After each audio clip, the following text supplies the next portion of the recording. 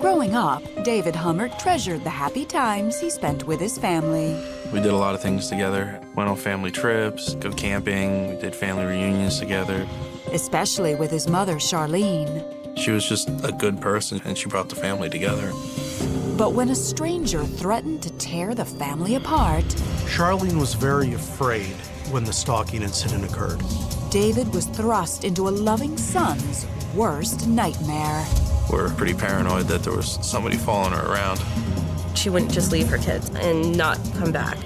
It's what we would call a classic whodunit. I was coming to the theory that it pretty much had to be him. Sometimes people keep their darkest secrets hidden in plain sight. To the outside world, David Hummert lived the typical childhood of a New Cumberland, Pennsylvania boy. I was the oldest of three. We did a lot of things as a family. We'd go to church every Sunday. And we did the normal family trips, and there were good, happy times. It was all thanks to David's mother, Charlene, and her devotion to providing a good life for her children. My mother definitely made sure that we experienced as much good stuff as kids as we could. Char's kids were everything to her. Anytime you asked about the kids, she knew every little detail about their lives, and she always said it with a smile on her face, no matter what it was. There was a few times where she got a second job to come up with money to make sure that the kids had actually more than we needed. David's father, Brian, worked as an IT professional and adored his wife. The Hummerts seemed like an ideal family. But behind closed doors, it was a different story. My first memory is actually being hit by my dad. That's the first thing I remember, probably when I was 5, 6 years old. Anytime anything upset him, he would get a belt and smack you with it. He had a very short fuse. Brian was always hovering near them, and he was very intimidating.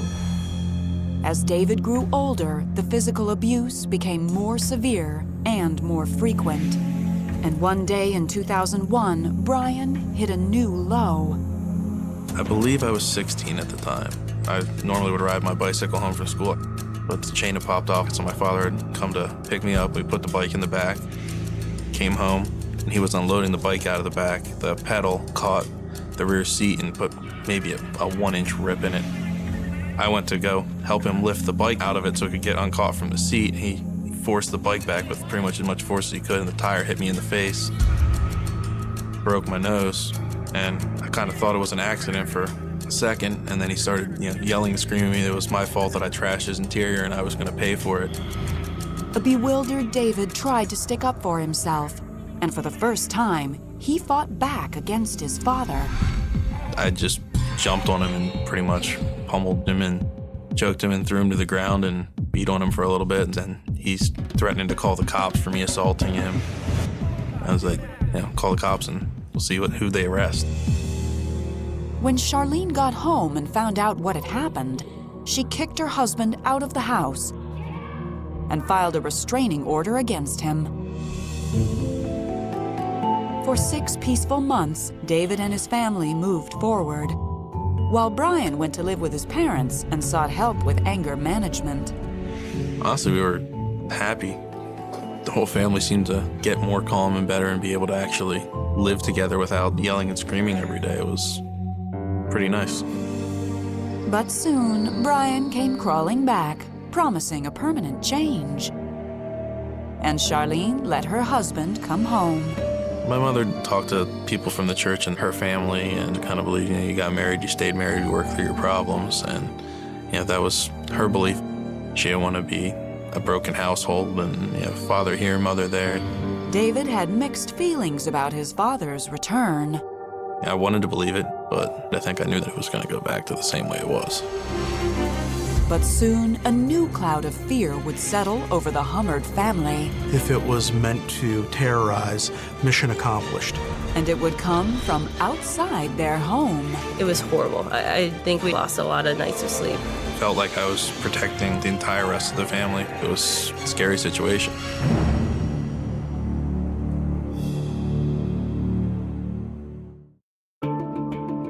In early 2001, 17-year-old David Hummert was doing his best to keep peace within his family. The relationship was still stressed, but I was trying to be there to help with my siblings. It seemed like there was tension more between him and his father than anyone else in the family.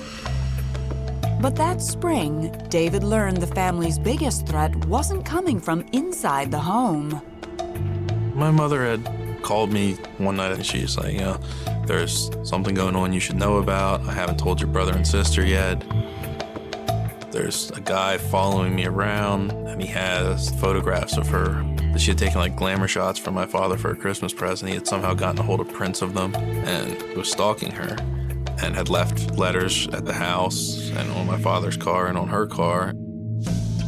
The stalker claimed he was following Charlene while she ran errands during the day, and he wrote, "The time is now right for payback." Terrified for their safety, Charlene and Brian called the police. The one letter was very brief. It was directed towards Brian, and it basically said, "Your wife is a slut. The proof will be coming shortly." And then a short time after that was when the second letter was received, and that had the ripped up photographs of Charlene. Charlene was very afraid when the stalking incident occurred. It had greatly shaken her up. If it was meant to cause fear, if it was meant to control, if it was meant to terrorize, mission accomplished. But in the face of these fears, David's father had the opportunity to be the good guy, fighting for his family instead of against them. The stress of the situation definitely took the focus off of the issues between my father and the rest of the family and focused it towards this guy that was out there everybody was paranoid about and wanted to catch. It united us against a common enemy. After a few months, the letters stopped coming as abruptly as they started, and while the family was relieved, they still lived with an undercurrent of fear. In the summer of 2003, it seemed the stress had caught up with David's father. He suffered a severe heart attack that nearly killed him. Came to see him, and he was very apologetic and said, you know, I'm sorry, I know I haven't been a good father, I want to fix things, I want to be better. We couldn't deal with the stress of being angry all the time. He's like, being angry all the time is killing me and I'm gonna stop it. He was going to counseling and he was on medication and he seemed like a good guy, seemed like a totally changed person.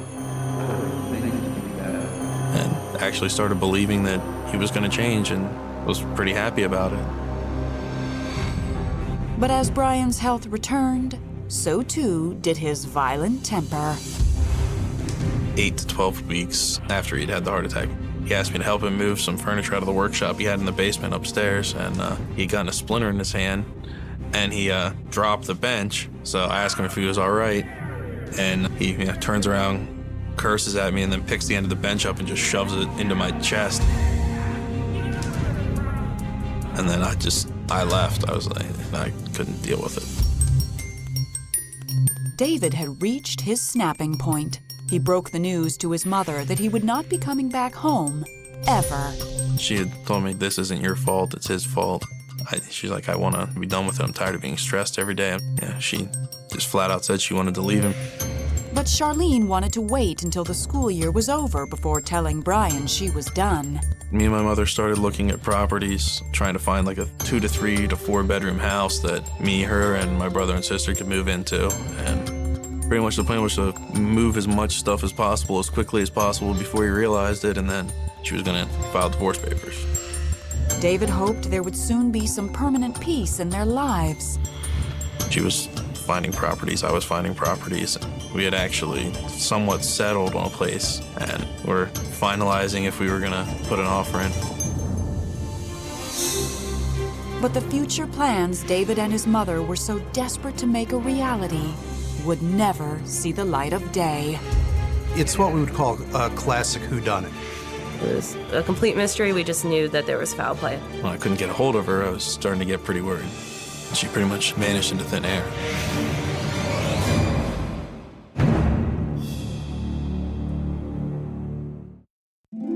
The night of March 19th, 2004, started out as any other Friday night for David Hummert. Sometime around 4 or 5 o'clock, I ended up going out with my friends. Stayed out till probably about 4 o'clock in the morning on the 20th. When David got home, he was stunned to find his father still awake in his study. It was very unusual to see him up at 4 a.m. in the morning, and he's sitting in normal clothes, not in pajamas or anything. He was just sitting there. He seemed just out of it. David asked what was wrong, and Brian admitted that he and Charlene had had a blowout fight and that a friend had picked her up. It was very odd for my mother to just up and leave and not call me or not tell me, but I figured, well, she's finally pissed off enough, she's actually left. But the next morning, when David awoke, he noticed immediately that his mother's car was no longer in the driveway. I asked my dad, he said that her truck was gone when he woke up, so she must have come in the middle of the night and got it, and he was just trying to let her blow off steam. So I placed probably 5-10 calls to my mother's cell phone, just trying to get a hold of her, see what was going on. David's calls to his mother's cell phone went unanswered. My dad, he said he went driving around looking for her. Couldn't find her car anywhere. It wasn't at any of the neighbors' houses or family members or anything. I was pretty concerned that maybe she was upset and got in a car accident or something had happened that we couldn't get hold of her. David wanted to call the police, but Brian wasn't ready. He's pretty matter-of-fact about it. He's like, oh, well, she has to be missing 24 hours. My father, he had been to Brian's house, and Brian didn't seem upset. My father was very upset by that. This was his younger sister.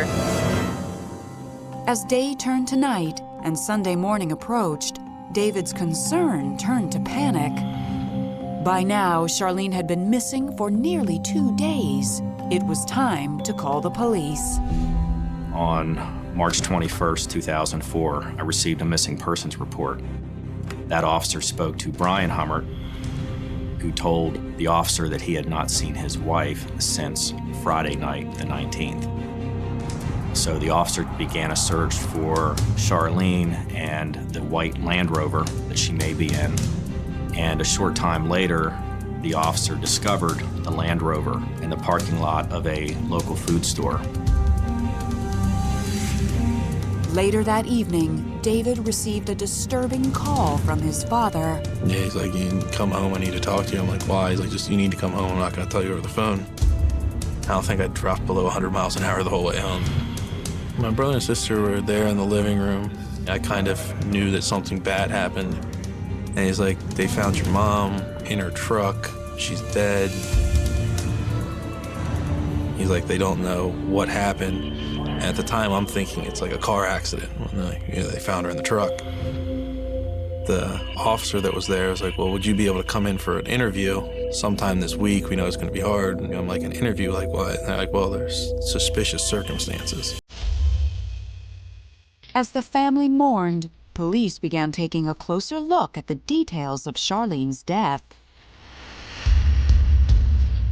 At the autopsy, it was confirmed that Charlene strangled with a ligature. A ligature being something other than your hands. It's going to be a rope or a cable or something like that. And this was not an accidental or a natural death. Because of the suspicious nature, now we have a homicide investigation. We wanted to get a little bit more background from the family, as well as what else was going on in her life at that time. I couldn't think who would possibly want to do this to my mother. Yeah, she helped everybody she knew. She was well-liked in the community. Really, the only thing I could think was this stalker. Investigators immediately began taking another look at the threatening letters Charlene had received 3 years earlier. And when Brian confirmed his son's suspicions, police had their first lead. Brian brought up this stalking incident and that if Charlene met an untimely death, it could be the work of this stalker. Leaving no stone unturned, detectives gathered DNA samples from David and his family. They searched the Hummert home for any clues about what had happened to Charlene. They also continued their probing interviews. And that's when David noticed a disturbing trend. As the time went on with the interviews, it seemed to be more and more pointing towards my father. The questions they were asking, a lot of background on financials and fighting in the household and issues that could lead up to the motive, and it definitely seemed to be leading more and more and more towards him. I kind of tried to push it down and be as impartial as I could. David clung to the possibility that a stranger had killed his mother, while his father began feeling the pressure of the investigation. And he's like, they're trying to frame me. They always put it on the husband. Like, you should be careful. They're gonna try and implicate you in it. But a new development was about to send everything into a forensic whirlwind. It was one of those come on moments. My initial reaction when I saw this letter was, we got him. In April of 2004, as the investigation into his mother's murder picked up steam, David Hummert was distraught as he realized police seemed to be zeroing in on his father. The police searched several times throughout the investigation. And they were asking me a lot of questions about my father and arguments between my father and my mother. But a strange new development was about to muddy the waters. I received a letter at the police station. It was addressed to me. And basically this letter said, I killed Charlene Hummert, not Brian. The letters indicate that this person has killed before. This person's a serial killer. And the next day, the local newspaper received a letter that basically said the same thing. I killed Charlene Hummert, not Brian, but this one went into a little more detail, that only the actual murderer would know that he killed Charlene, brought her back to the house, drug her through the kitchen, then put her in her car. And the author went on to taunt police, writing, "Cops have no idea how easy it is to try to pin husband." For a serial killer to claim, I did it, not somebody else, that's almost unheard of. And it began to have some shades of the stalker letters. Because it was a handwritten letter, I was very hopeful that we were going to be able to match up the handwriting. So my initial reaction when I saw this letter was, we got him. Police immediately sent the letters off for analysis, and that's when they discovered some undeniable similarities. The author of the serial killer letters had the same linguistic tendencies, the same demographic, same background as the author of the stalker letters. Armed with these details, police could now prove that the person who had stalked Charlene 3 years earlier was the very same person who had written letters confessing to her murder. Now the question was, who was he? We knew it had to have been somebody who had to be close enough to Charlene to be able to get that close to her physically. There were different abrasions on her body. That meant she was already killed as she's being dragged through that driveway and loaded into the rear of her vehicle. So the killing had to have happened inside the house. It absolutely leads to only one conclusion, that Charlene Hummert was murdered in her house by Brian Hummert. Police immediately issued search warrants for Brian's home and work computers. And what they found was shocking. We were able to find those 2001 stalker letters and actually the photographs that were used in those incidents on Brian Hummert's computer. We also found hard copies of those documents and pictures in the house. Police also found a makeshift dog leash, the very same type of cable used to strangle Charlene. The dog cable was found in the computer room, and when the investigators saw it, they went, "Oh my God, that's it." Brian Hummert was arrested for first-degree murder in November of 2004. For David and his family, the news cut like a knife. There's relief, anger, sadness. I mean, even as much as I honestly hated the guy, I still didn't want to believe that my father could kill my mother. It was extremely hard to realize that someone you had in your family did this. The more we found out, I believe, the harder it was on our family. In May 2012, Brian Hummert was convicted of first-degree murder. He was sentenced to life in prison. Honestly, it was kind of vindicating, of just getting the closure in my mind, saying it's finally done and I can move on. I don't think about my mom. I miss being able to talk to her and get advice and just like She always knew the right thing to do. When Brent Doonan hired high-flying Mark Barton at his firm, he thought he'd found the perfect man for the job. He had a lot of trading experience. He was happy with life, had plenty of money. He was known as the Rocket. When he scored, he would explode in celebration. But the stock market isn't for the faint of heart. A minute could be hundreds of thousands of dollars. And soon he'd discover the rocket was full of hot air. The rocket was about to explode. The whole city was just frightened to death. Atlanta was locked down. He said, today is going to be visual. Sometimes people keep their darkest secrets hidden in plain sight. In the winter of 1997, risk-taking investors were dying to catch the dot-com wave, and no one wanted in on the action more than 23-year-old Brent Doonan. I was with one of the big six accounting firms in Chicago right out of college. No complaints with that, but I looked at staying with corporate America or stepping out to carve out my own piece of the American pie. So in February of 1998, Brent and a friend took a chance and launched a day trading firm in the young, vibrant city of Atlanta. And they knew it was sink or swim. Day trading was a high-risk game. You could be destitute or deliriously wealthy in a single day. We were young, ambitious, working 70 hours a week. It was a big risk to go in there and start from the ground up. Brent knew he needed traders, good traders, with moxie and money. And one day, the perfect candidate came knocking. A guy named Mark Barton came in and met with me in March of '98. He was a chemist by trade, but he had a lot of trading experience. Called himself a whale, meaning he traded blocks of 3,000 shares at a time, and that he didn't need any training. He was pretty much ready to go. Brent couldn't help but be impressed by Mark. He was a big, happy-go-lucky, jovial, smart guy. He knew how to trade, had plenty of money. He wanted to learn how to use our system, and he wanted to get going. Once he started, he was very, very aggressive.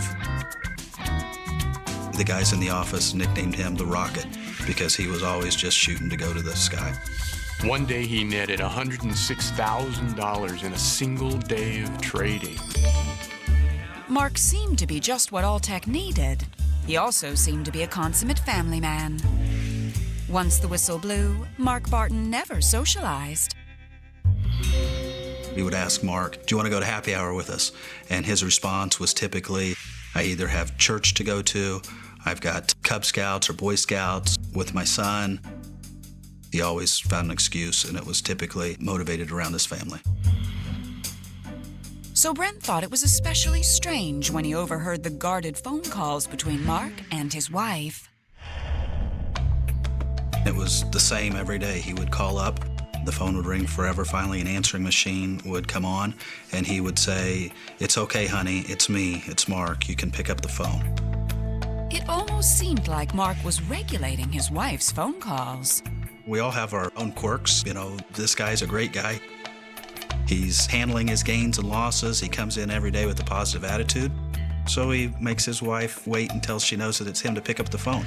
I don't really feel as a business owner that I should get into a client's personal life to that level. Brent knew what his priority was. Mark's performance at Alltech, which was top-notch. He wasn't going to take no. He was going to keep going. He was going to shoot for the top, hence the name Rocket. But as time went on, the rocket began to run out of fuel.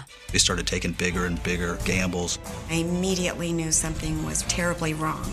There was blood all over. It was a matter of life or death.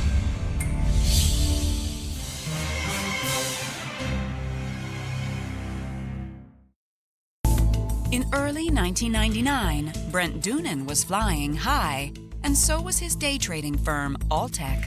Business was booming. It was very stressful, obviously, but it was also very rewarding to watch a business go from zero to a pretty steep climb as you're adding traders right and left. And one of the biggest doses of adrenaline was Brent's star trader, Mark the Rocket Barton, an ex-chemist with a larger-than-life personality. Barton tended to take big risks, and when they paid off big, he would explode in celebration, like a launching rocket. But even an optimistic go-getter has some bad days. His trading had gotten a little bit out of control, and it's one of those things where you get behind a little bit and you try extra hard to make that up, and that's what happened to him. But Mark never made it back up. And before long, he had dipped into company reserves to the tune of 11 grand, forcing Brent to cut him off.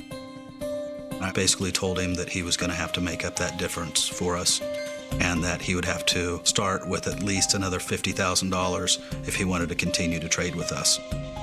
So Mark left Alltech, but a few weeks later, he came back to make good on his debt. It wasn't long, given his personality, that he gave us the $11,000 back and funded his account with another $50,000 to get started trading again. Brent didn't know where Mark got the funds, but he welcomed his return. Unfortunately, the rocket was still off course. And within 8 weeks, Mark owed Alltech again, this time more than $30,000. Brent again asked Mark to leave Alltech. Barton said he understood, and maybe it was time for him to get back to work at being a chemist. There were no hard feelings. There was a handshake and a vow that he would be back someday to repay the debt. But 2 months went by with no word from Mark and no payment. Then on July 29th, 1999, while Brent was in the conference room holding a meeting, the rocket suddenly appeared. Mark Barton came through the main doors at Alltech, a little bit sweaty, and he began waving to get Brent's attention. Mark said, "Come here, come here. You're really going to love this." Smile on his face. I thought he was there to repay the $30,000 that he was in debt to us. I followed him out of the conference room and into my office, where my partner and my secretary were both seated. When he turned around, that happy, jovial look on his face was gone. It was just this straight-faced with these eyes that just seemed to look right through me. And he said simply, "Today is going to be visual." At that point, Mark crossed his arms like some B-movie bandito, and he pulls out 2 handguns. At first, Brent thought Mark was pranking him. I thought maybe they were cap guns or something, and then I saw the flash muzzle. And he fires point blank at Brent, looking him in the eye the whole time. The first one hit me in the chest, the second one in the arm. I laid there for a couple seconds and was in intense pain. I started to see a pool of blood surround me, and I saw 2 gold shell casings right there. At that point, I just said to myself, "Oh my God, I just got shot." And Barton was just getting started. While Brent lay there in agony, Mark shot Brent's partner and assistant, then continued onto the floor. Mark began shooting methodically, yelling at one point, "I hope this doesn't ruin your trading day." There was blood all over. I could hear him out there shooting people over and over and over, the screaming, the yelling, the commotion. I thought, do I lay there and pretend like I'm dead? Do I get up and try to make a run for it? There was a high probability that if I laid there and played dead, that he would come back and finish me off. So I stood up, and at that point I realized that he was in my office doorway with his back towards me, shooting out onto the office trading floor. I decided very quickly that I didn't have a choice, that if he turned around, I would be dead. My only option was to go for it. He had the gun aimed right at the woman's head, and I hit him as hard as I possibly could. And he pulled the trigger. It missed her. I made a run for it into the hallway, but he was able to shoot me in the back, in my left arm, and one that was just a grazer. By now, Brent had been shot 5 times. By the time I got into the hallway and started to make a run for it, it was a very surreal experience. The walls seemed to be closing in. I was trying to run as fast as I could, but it seemed like I was just not making headway, almost like when you're running in a dream. I was having a hard time standing, so I was using the walls to keep my balance. The lights were very bright. I couldn't hear a thing. I was just on a mission, an instinct of survival. Just get out of there. I didn't know what was going on behind me, if he was still in the office, if he was still in the building. Just ahead was a service elevator in the hallway. Brent knew the elevator was his one shot at escape. I just started pushing the up button as fast as I could, just pushing. And a few seconds went by. I noticed one of our other traders, and right behind her, I saw him lift his gun and shoot her right there, point blank. At that point, the service elevator doors open. I jumped in there, started frantically pushing buttons. Brent prayed for the doors to close. I was just trying to go somewhere, anywhere. But his attacker had other plans. Barton appeared outside the elevator. He raised his gun at me. The monster was inches away.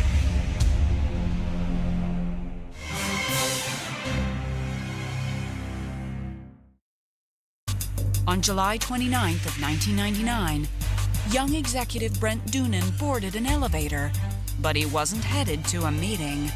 He was trying to escape Mark Barton's deadly massacre after being shot 5 times. I jumped in there, started frantically pushing buttons, and as the door started to close, it was Barton.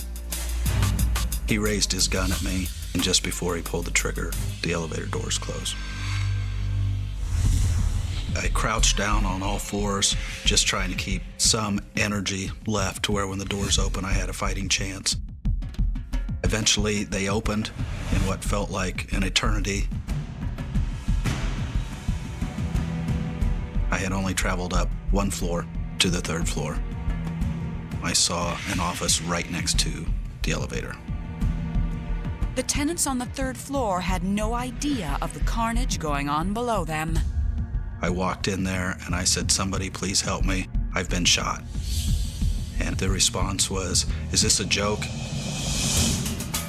I instructed them to lock the door and close the blinds and to get me out of the entryway, that it was likely that the shooter was still after me and that if he found me, we were all going to die. Brent was dead serious and fading fast. And that's when I fell to the ground. While some of the office workers tended to Brent's wounds, others called 911, and the dispatcher assured them that help was on the way. Help was on the way, but what no one knew was that it was being funneled somewhere else. As horrifying as the events were at Alltech, the slaughter hadn't started there. Barton had actually begun his killing across Piedmont Avenue at Momentum Securities, where he had also lost money. The dispatchers had confused Alltech with Momentum Securities. A terrible waiting game began for Brent as EMTs frantically tried to figure out where to go. Brent lay there for almost an hour, fearing Mark Barton could still rush in to finish him off. The door burst open, and in came a paramedic and a man behind him. He said, "If you keep your eyes open and on me, you will live today." When I first heard about it, I couldn't believe that my son had been shot. There are no words that can describe what a mother feels like to know that their child was hurting so bad. There's just no words. As he was rushed to the hospital, Brent focused on the man's face, while police turned their sights on finding Mark Barton, whose body count was rising. Between Alltech and Momentum, Mark Barton had shot 22 people. 9 of them died. Worse, in the confusion of 2 shooting locations, the murderer slipped away. Mark Barton had escaped the LTEC offices and walked across the parking lot and gotten into his minivan, disappeared into the streets of Atlanta. One of the largest manhunts in Georgia history locked down Atlanta and much of the state. And that's when police went to Mark Barton's home and found another ghastly tableau. They found the bludgeoned bodies of his wife and his 2 children, killed by a hammer in their beds.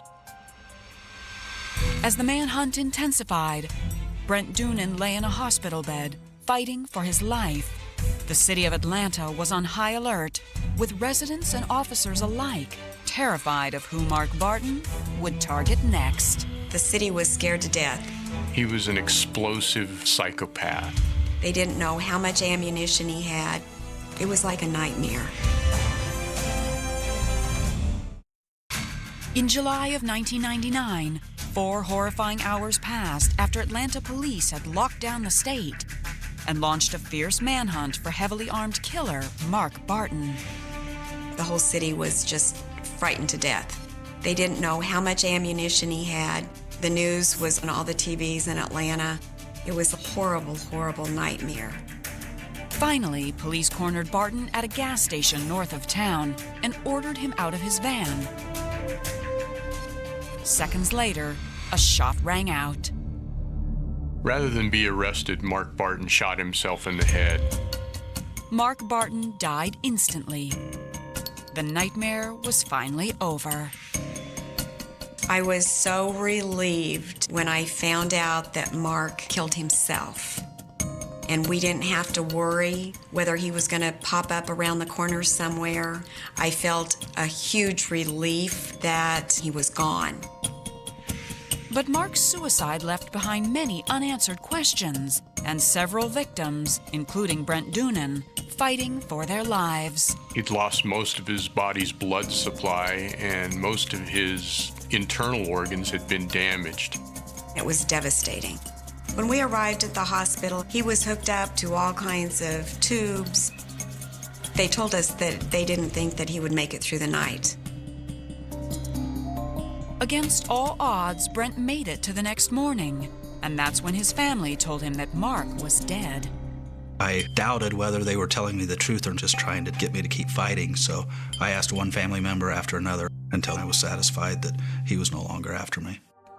And as more information about who Mark Barton really was slowly came out, Brent and everyone else realized Mark's happy-go-lucky smile was hiding sinister secrets. He was just not the person that I thought he was.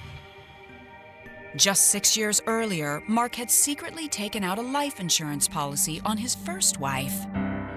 Not much later, his wife and her mother were found brutally bludgeoned to death in a camper trailer. Barton was the main suspect, but he was never arrested. Forensics couldn't make a conclusive link, and Barton remained free and completely unapologetic. He cashed in on the policy and invested in the stock market. The $150,000 that he had used in day trading was the result of insurance funds from the passing away of his first wife. But Mark racked up more debt than income and ended up owing thousands, not just to Alltech, but also to Momentum Securities. Mark Barton was caught in a downward spiral. Things had gotten out of his control. That might have something to do with his explosion of frustration at the end. He was lashing out at the world. Unfortunately, we'll never know exactly what was on Mark Barton's mind. Mark Barton's motives died with him.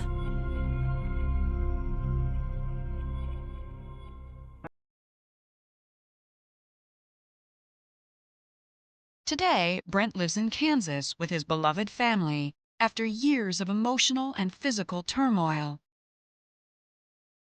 Brent suffered from panic attacks. He went through PTSD with horrible nightmares, reliving those moments that he went through with Mark chasing him.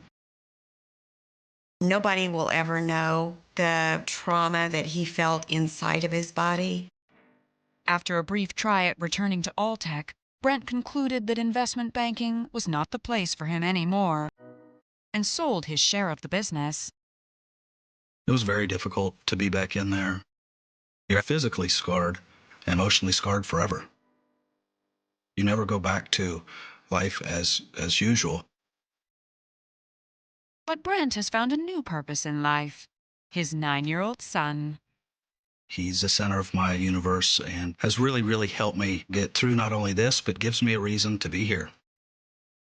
It's just amazing that he could go through all of this and survive and be a happy young man and have a bright outlook on life. I would consider this not a tragedy, but in the end, this is a story of living.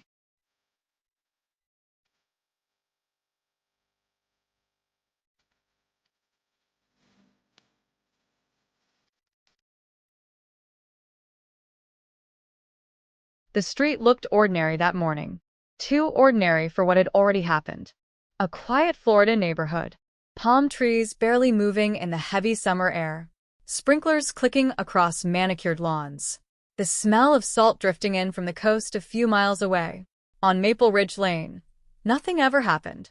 The kind of street where doors stayed unlocked, bikes were left on lawns, and neighbors waved without thinking. And yet, behind one of those doors, something had gone terribly wrong. By the time the police cruiser rolled up that afternoon, the story had already started spreading through the neighborhood like electricity. A missing person report. A young woman, 26 years old. Friendly, reliable. The kind of person who showed up early and stayed late. Her name was Emily Carter. The call came from her workplace first. Emily worked at a small insurance office in downtown Fort Myers. She was punctual to the point of obsession. But on the morning of July 18, 2003, she didn't show up. No call. No message. No explanation. Her coworkers waited an hour. Then 2. Then someone called her cell phone. It went straight to voicemail. At first, nobody panicked. People oversleep. Cars break down. Life happens. But as the day dragged on, the unease began to settle in. Emily wasn't the kind of person who disappeared without a word. By noon, her manager called her parents. They hadn't heard from her either. By 3 in the afternoon, a missing person report was filed. And just like that, Maple Ridge Lane became the center of a mystery that would haunt this community for decades. When officers arrived at Emily's small single-story house, the front door was locked. Her silver Honda Civic sat in the driveway, exactly where it had been the night before. Nothing looked disturbed, but the silence felt wrong. Neighbors watched from their windows as police knocked. No answer. Eventually, officers entered the house. What they found inside only deepened the mystery. Emily's purse sat on the kitchen counter. Her wallet inside. Cash untouched. Credit card still there. Her phone charger plugged into the wall. The bedroom looked normal. The bed neatly made. Clothes folded. No signs of a struggle. No broken glass. No overturned furniture. But Emily Carter was gone. Gone without a trace. Investigators quickly realized they were dealing with something far stranger than a simple missing person case. Because people do not vanish like that. Not in the middle of an ordinary Thursday night. Not without taking anything with them. Not without someone noticing. The last confirmed sighting came from the evening before. Around 7:30 p.m., a neighbor had seen Emily returning home from the grocery store. She carried 2 bags inside, smiled, waved, and disappeared through her front door. That was the last moment anyone could place her in the world with certainty. After that, the timeline dissolved into darkness. Police searched the house carefully. The groceries were still in the refrigerator. Milk, eggs, a frozen pizza, fresh fruit. Everything suggested Emily had settled in for a quiet night at home. No packed bags. No note. No sign she had planned to leave. Then detectives found something strange. Her car keys were missing. Not in her purse. Not on the kitchen counter. Nowhere in the house. It was a small detail, but it immediately raised a disturbing question. If Emily had left the house voluntarily, why was her car still in the driveway? And if someone else had taken her, why take the keys? Outside, the Florida heat pressed down on the neighborhood like a heavy blanket as investigators began canvassing door to door. Most residents reported nothing unusual. No screaming. No strange vehicles. No loud noises. Just the quiet rhythm of a normal summer night. But one neighbor mentioned something small. Something easy to overlook. Around midnight, they had seen a light on inside Emily's living room. That alone meant nothing. Except for one thing. By morning, the light was off. Someone had been inside that house long after Emily was last seen. The search widened quickly. Police combed the nearby streets, drainage ditches, wooded patches, and retention ponds that dotted the Florida landscape. Helicopters circled overhead. K-9 units swept the area. Nothing. No body. No clothing. No sign of a struggle outside the home. The trail ended at Emily's front door. And that's when investigators began asking the question that would haunt the case for years. If Emily never left the house, how did she disappear? Days turned into weeks. Weeks turned into months. The story made local headlines first, then state news, then national attention. Florida woman vanishes from home. Community shaken by bizarre disappearance. Police investigate possible abduction. Tips flooded in. Hundreds of them. Sightings from gas stations, grocery stores, bus stops. Even a reported sighting in Georgia. Every single lead collapsed under investigation. False alarms. Mistaken identity. Dead ends. The case slowly began drifting toward the cold category investigators dread the most. A cold case. But there was one detail that continued to trouble detectives. Something small. Something almost invisible at first. The house next door. Because while everyone on Maple Ridge Lane was shocked by Emily's disappearance, one person seemed strangely calm. Too calm. His name was Daniel Harlow. 34 years old. Quiet. Kept to himself. He had moved into the house next door less than a year earlier. At first glance, there was nothing remarkable about him. He worked irregular hours. Sometimes night shifts. Sometimes gone for days. Neighbors described him as polite but distant. The kind of man you wave to but never really know. When detectives first questioned him, he seemed cooperative. He said he hadn't heard anything unusual the night Emily disappeared. No noises. No shouting. No visitors. Just another quiet evening at home. But one investigator later admitted something about that interview never sat right. Not anything he said. Just how he said it. Too measured. Too careful. Still, suspicion alone wasn't enough. There was no evidence linking him to Emily's disappearance. None. No witnesses. No surveillance footage. No forensic evidence. Nothing. And as the months dragged on, the investigation slowly lost momentum. The headlines faded.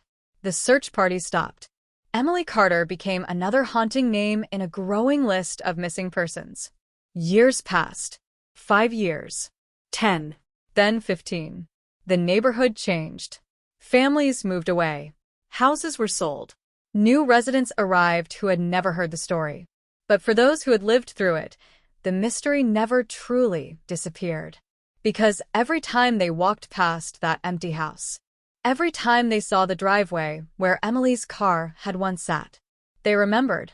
A woman who went inside her home one night and simply never came out again. And next door, Daniel Harlow kept living his quiet life. Working. Shopping. Smiling politely when neighbors waved. Just another ordinary man in an ordinary Florida neighborhood. Until nearly 20 years later, when a tiny piece of evidence, smaller than a grain of sand, would finally change everything and reveal a truth that had been hiding in plain sight the entire time. Right next door. The first week after Emily Carter vanished felt like a storm tearing through Maple Ridge Lane. Police cars lined the quiet street day and night. Yellow tape fluttered against mailboxes. Reporters gathered at the end of the block.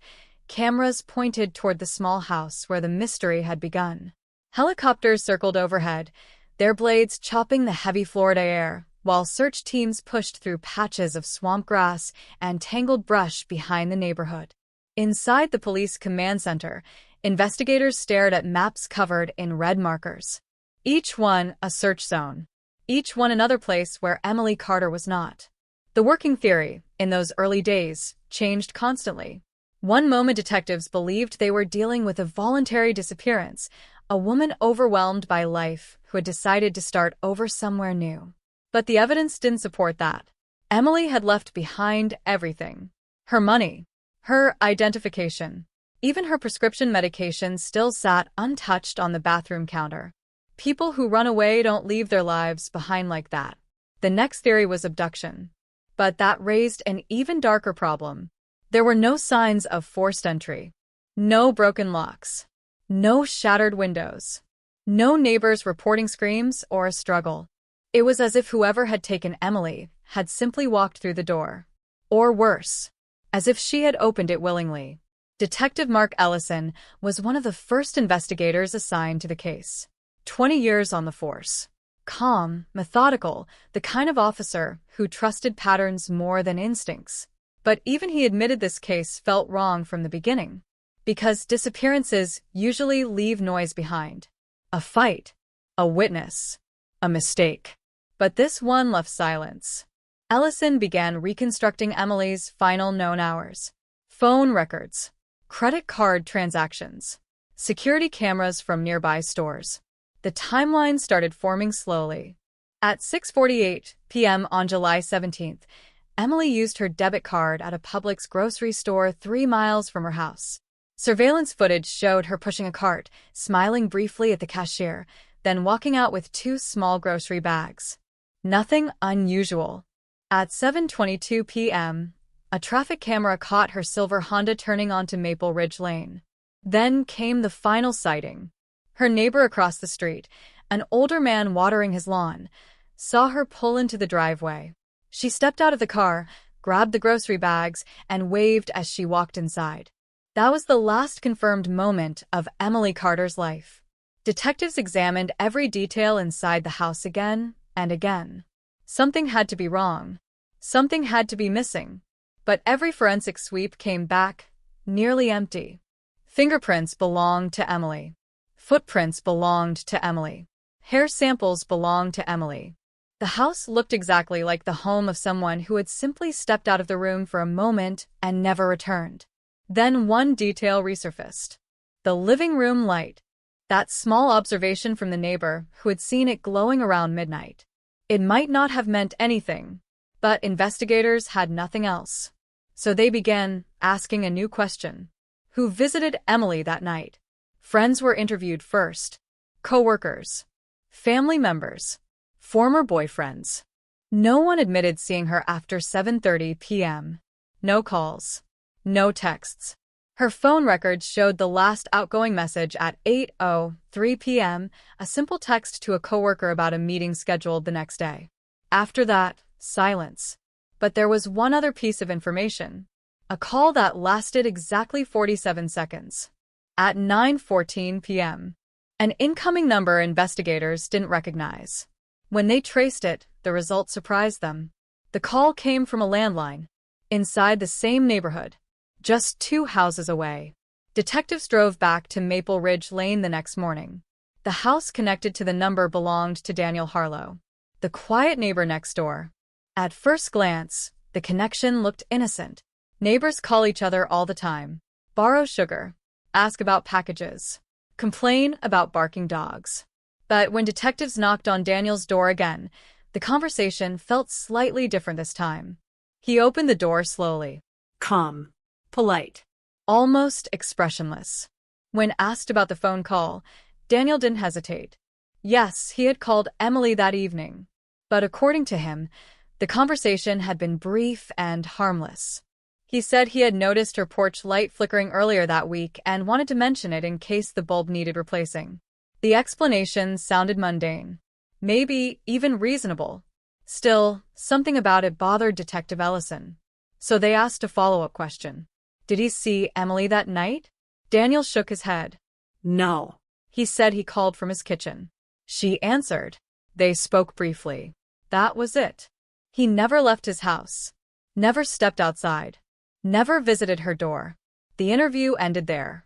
Technically, nothing about Daniel's statement could be disproven. But investigators noticed one odd detail. During the conversation, Daniel never once asked what had happened to Emily. Not a single question. Not even curiosity. Most neighbors had reacted with shock, fear, concern. But Daniel Harlow remained strangely neutral. And yet again, suspicion alone meant nothing. Without evidence, detectives could not push further. Weeks turned into months.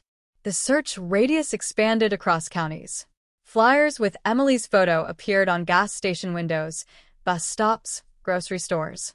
Volunteers combed through wetlands and canals where the Florida wilderness swallowed secrets easily. Still nothing. Not a single confirmed trace. Detectives started digging deeper into the lives of everyone connected to Emily.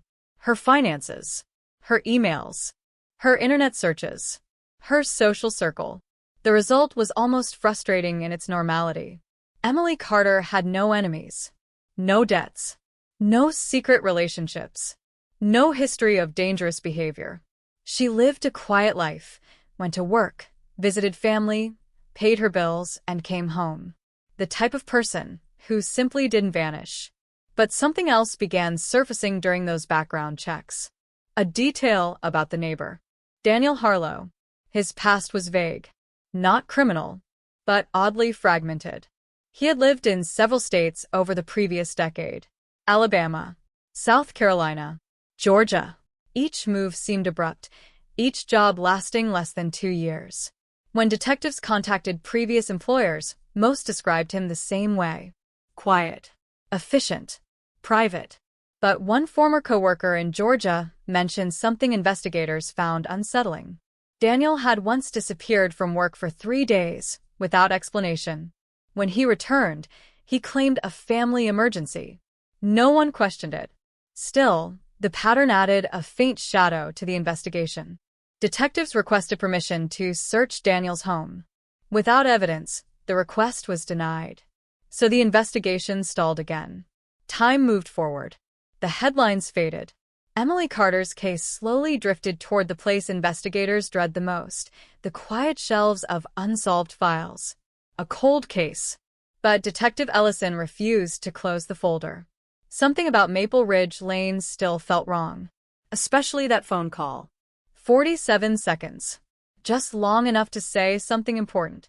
Just long enough to open a door. And somewhere inside those missing seconds, Ellison believed the truth was hiding. But the technology of 2003 had limits. Phone companies could confirm the call happened. They could confirm its duration. But they couldn't recover the conversation itself. Whatever was said between Emily Carter and her neighbor that night vanished into silence. And for years that silence protected a secret sitting only 30 feet away from her front door. Because behind the walls of the house next door, Daniel Harlow continued living exactly as he always had. Going to work, mowing his lawn, waving politely to neighbors, watching the seasons pass, while investigators slowly ran out of answers. And the case of Emily Carter faded deeper into the cold. A mystery locked inside a quiet Florida street, waiting for the smallest mistake or the tiniest piece of evidence. Something so small no one in 2003 even realized it existed yet. But when it finally surfaced nearly 2 decades later, it would point straight back to the same place investigators had looked from the beginning: the house next door, and the man who had been there all along.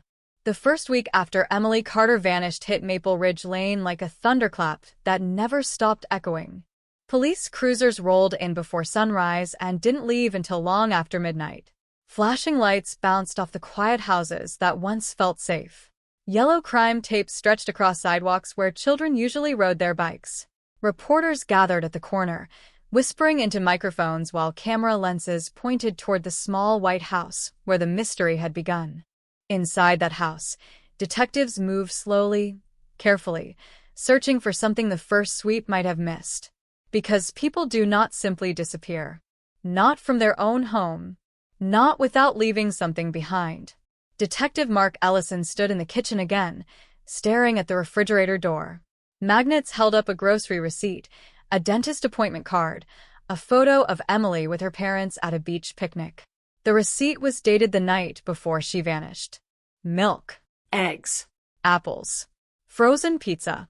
A normal evening. Ellison opened the refrigerator again. Everything was exactly where it should be. No spoiled food. No half-finished meal. No sign she had planned to go anywhere that night. But something about the house still felt interrupted. Like someone had pressed pause on a life mid-sentence. The living room told the same story. A book rested on the coffee table. A bookmark tucked halfway through the pages. A glass of water sat beside it, still faintly marked with a lipstick print. Emily Carter had been home. Comfortable. Relaxed. And then something had changed. Outside, search teams spread through nearby wetlands and wooded patches. Florida's terrain can swallow evidence easily. Canals, marshes, thick undergrowth where visibility drops to nothing after a few feet. Officers waded through waist-high grass under the brutal July sun, while helicopters traced circles overhead. Dogs followed scent trails that started at Emily's front door and stopped there. No path down the street.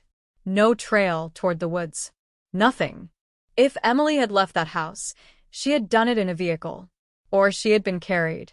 Back at the station, investigators began building a timeline that stretched hour by hour across her final evening. 6:48 p.m. Emily's debit card used at a grocery store. 7:22 p.m. Her silver Honda caught on a traffic camera entering the neighborhood. 7:30 p.m. Neighbor sees her carry groceries inside. After that, darkness. But buried inside the phone records was one small detail that refused to go away. At 9:14 p.m., Emily received a phone call. 47 seconds. The call came from a landline just a few houses away. Detectives traced it back to the home next door. Daniel Harlow. When officers returned to question him again, they approached with a little more attention this time. Daniel opened the door, wearing the same calm expression he always seemed to have. Polite smile. Relaxed posture. The kind of quiet neighbor nobody ever thinks about twice. He confirmed the phone call immediately. Yes, he had spoken to Emily. Yes, it had been short. And yes, according to him, the conversation had been completely ordinary. He explained that he had noticed her porch light flickering earlier in the week. He said he thought she might want to know before the bulb burned out completely. Detectives listened carefully. A flickering light. A neighborly call. 47 seconds. On paper, nothing about the story sounded suspicious. But Detective Ellison asked another question. Had Daniel seen Emily at all that evening? Daniel shook his head. No. He claimed he never left his house after returning from work that afternoon. No visitors. No noises. Nothing unusual. When asked if he had heard anything late that night, shouting, a car door, footsteps, he simply repeated the same answer. No. Just quiet. The interview ended with no evidence to hold him. Still, when Ellison walked back to his car, he paused and looked toward Emily's empty driveway. Something in that conversation had felt rehearsed. Too smooth. Too controlled. But instincts don't hold up in court. Evidence does. And there was none. As the weeks stretched on, investigators widened their focus beyond the neighborhood. They interviewed Emily's co-workers again. They examined her financial records in detail. They searched for secret relationships, online contacts, anything that might suggest she had been meeting someone privately. Nothing. Her email inbox contained routine messages about work schedules and weekend plans. Her bank account showed normal spending.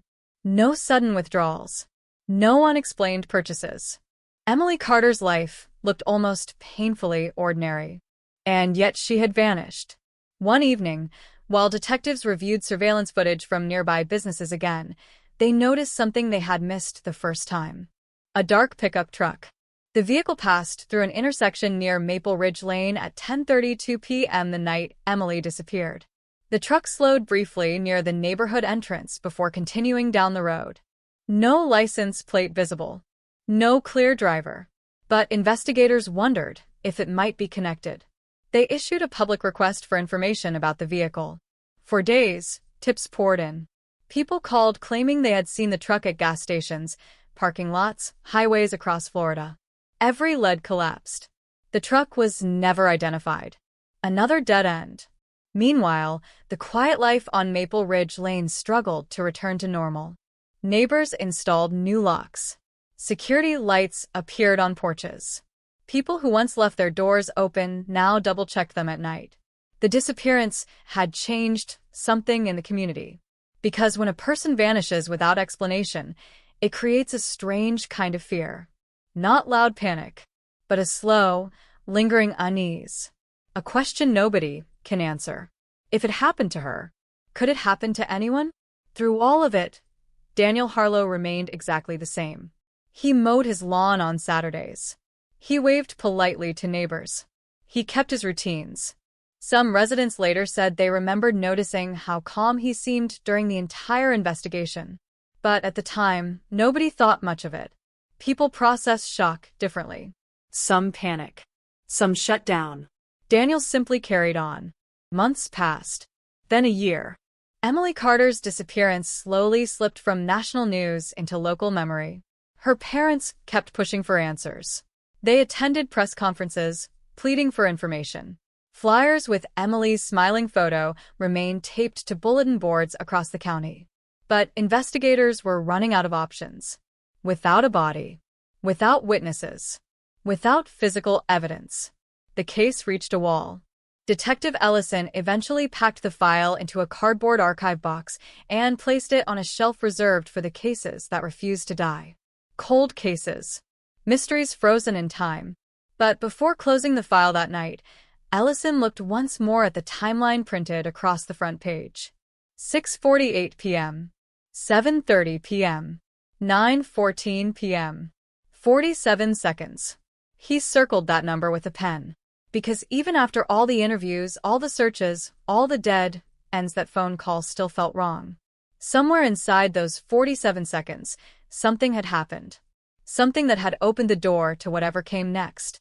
And for years afterward, the man who made that call continued living only a few steps away from the place where the mystery began. Daniel Harlow stayed in the same house, the same quiet street, right beside the empty home where Emily Carter had once lived.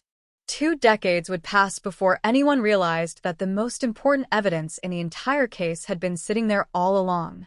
Invisible, waiting, locked inside a trace so small the investigators of 2003 never had the tools to see it. But when technology finally caught up with the past, the truth hiding next door would begin to surface. And the cold case that haunted Maple Ridge Lane would explode back into the light. By the end of the first year, the silence around Emily Carter's disappearance had become heavier than the investigation itself. The search teams were gone. The helicopters had stopped circling. The yellow tape that once cut across Maple Ridge Lane had been taken down weeks earlier. On the surface, the neighborhood looked the same as it always had: quiet houses, trimmed lawns, children riding bikes after school. But the people who lived there knew something had changed. Every porch light seemed a little brighter at night. Every unfamiliar car moving slowly down the street drew cautious glances from behind curtains. And the small white house where Emily once lived remained empty. Her parents couldn't bear to sell it. For them, selling the house felt like admitting she was never coming back. Inside the police department, the case file had already begun the slow process of fading into the background. New crimes demanded attention. Robberies, assaults, drug cases. The kind of investigations that moved quickly and produced results. But the Emily Carter file sat quietly on a shelf. A thick folder labeled with the word every detective hates. Cold. Still, Detective Mark Ellison never completely walked away from it. Every few weeks, usually late at night after the station had grown quiet, he would pull the box from the archive room and spread the contents across his desk again. Photos of the house, witness statements, phone records, maps of the search areas. The same puzzle pieces arranged over and over, hoping one of them might suddenly look different. Most nights, nothing changed. But one evening, nearly 14 months after Emily vanished, something caught his attention. It was buried in the original neighborhood canvas notes. A short statement from a woman who lived 3 houses down. At the time, it had seemed insignificant. Now, it looked slightly different. The note read, "Observed a man walking near the Carter residence late evening. Possibly neighbor." The statement had been written quickly, almost as an afterthought. Ellison leaned closer. The estimated time listed beside the note read 10:15 p.m. That detail didn't match Daniel Harlow's statement. Daniel had claimed he stayed inside all night. Ellison immediately pulled the witness file. The woman's name was Sandra Willis. Middle-aged. Lived alone. Known for taking long evening walks around the block. When detectives first spoke to her back in 2003, she hadn't been certain about what she saw. Just a figure walking along the sidewalk in dim streetlight. At the time, investigators had assumed it was another neighbor heading home. But now the timeline looked different. If Sandra had seen someone walking near Emily's house around 10:15, and Daniel had claimed he never left his home, then one of them was wrong. Ellison drove to Sandra Willis's house the following afternoon. She remembered the night almost immediately. People often think memories fade over time, but traumatic events sometimes freeze moments in place. Sandra explained that she had been finishing her usual walk when she noticed movement near Emily's driveway.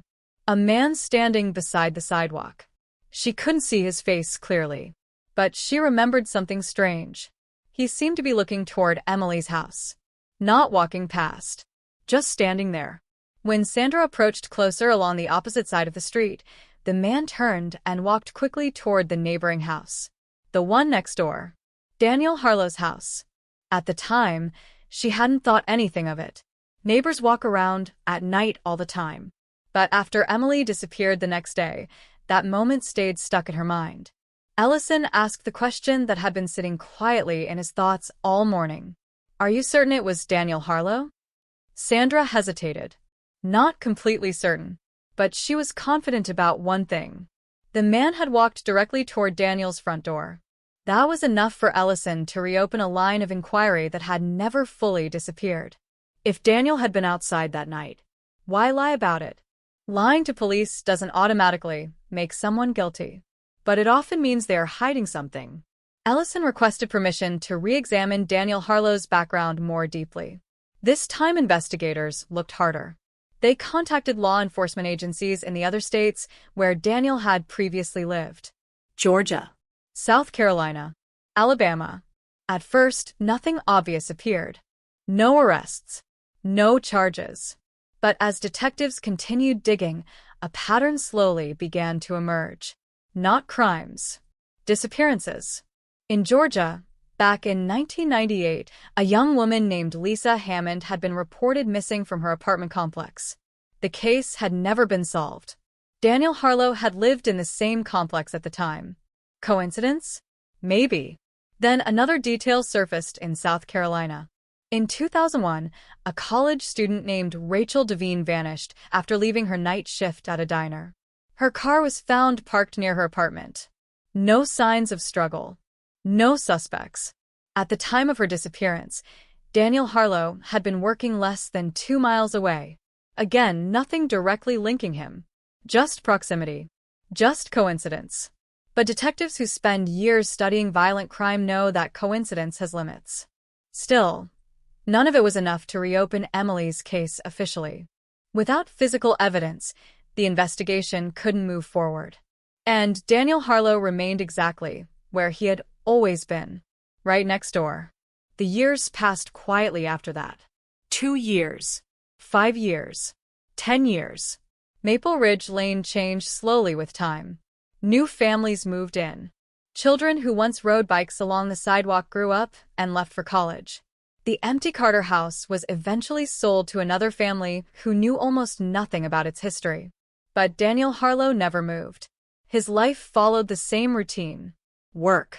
Home. Yard maintenance on Saturdays. Quiet evenings behind closed curtains. Some neighbors later said they occasionally noticed police cars parked outside his house during those early years of the investigation. But eventually even that stopped. The world moved on. Except for one place. Inside the evidence storage room of the police department. because tucked inside a sealed envelope was a small item that nobody had paid much attention to in 2003.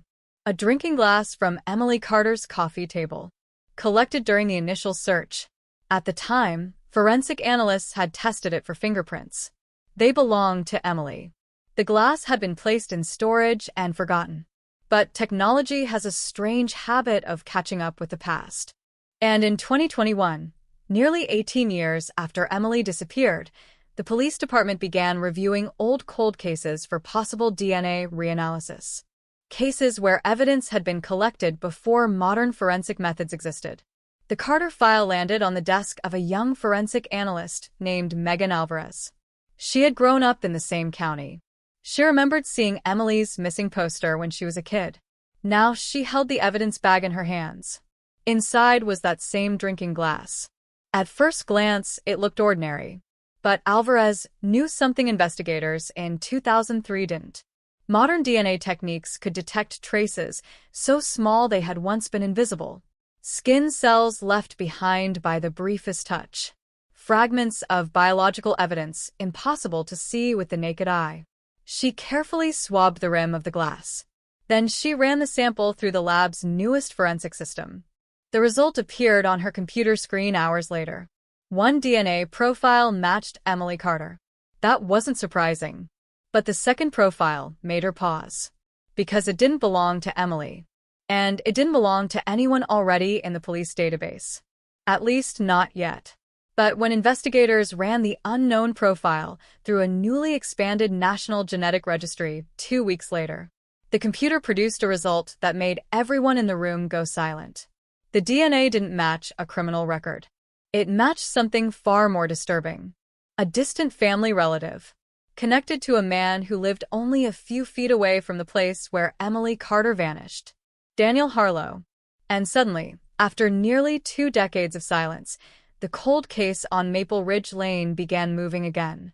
The moment the DNA result appeared on Megan Alvarez's screen, the quiet forensic lab felt smaller. Not louder, not chaotic, just heavier. Because cold cases rarely move. Most of them sit frozen for decades, waiting for a miracle that almost never comes. Evidence degrades. Witnesses forget. Suspects disappear. Time erodes everything. But sometimes technology reaches backward into the past and pulls something forward. And this time, it had pulled a thread tied directly to Maple Ridge Lane. The sample taken from the rim of Emily Carter's drinking glass had revealed 2 DNA profiles. One belonged to Emily. The second belonged to an unknown individual. At first, that discovery alone wasn't enough to mean anything.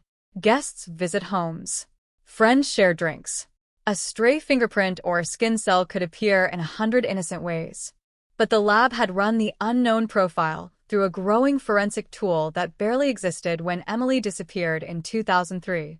Genetic genealogy. Instead of searching only criminal databases, investigators could now compare unknown DNA to massive genealogical datasets compiled from consumer ancestry services. People who had mailed their saliva samples to trace their family history had unknowingly created a new map for detectives. A map made of shared bloodlines. And the unknown DNA from Emily's glass had landed on that map. Not as a direct match, but as something close. A third cousin. Maybe a second cousin once removed. Somewhere in that extended family tree was the person whose DNA had touched that glass nearly 20 years earlier. When analysts built out the genealogy chart, one name rose toward the center. Daniel Harlow. The man who had lived next door. The man who had made that 47-second phone call. The man who had insisted he never stepped outside that night. Detective Mark Ellison received the call from the lab just after 9 a.m. For a long moment, he didn't say anything. He simply stared through the window of his office toward the parking lot below, letting the information settle. After 18 years, the case that had refused to move had finally shifted. But a genealogical connection wasn't proof. Not yet. Family DNA can overlap across dozens of relatives.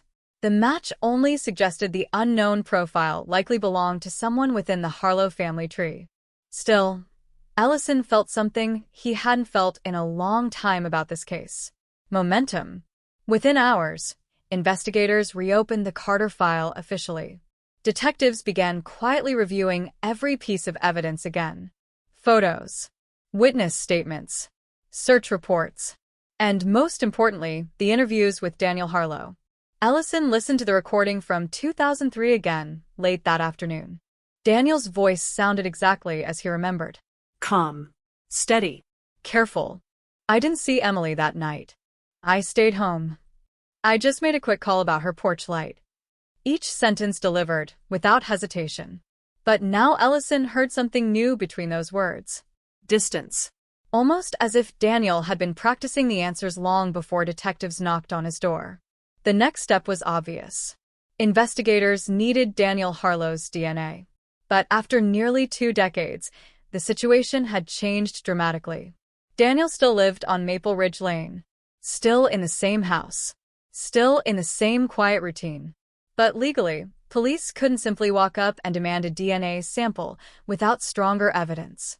So they turned to surveillance. Unmarked cars began appearing discreetly along nearby streets. Detectives watched Daniel's daily habits carefully.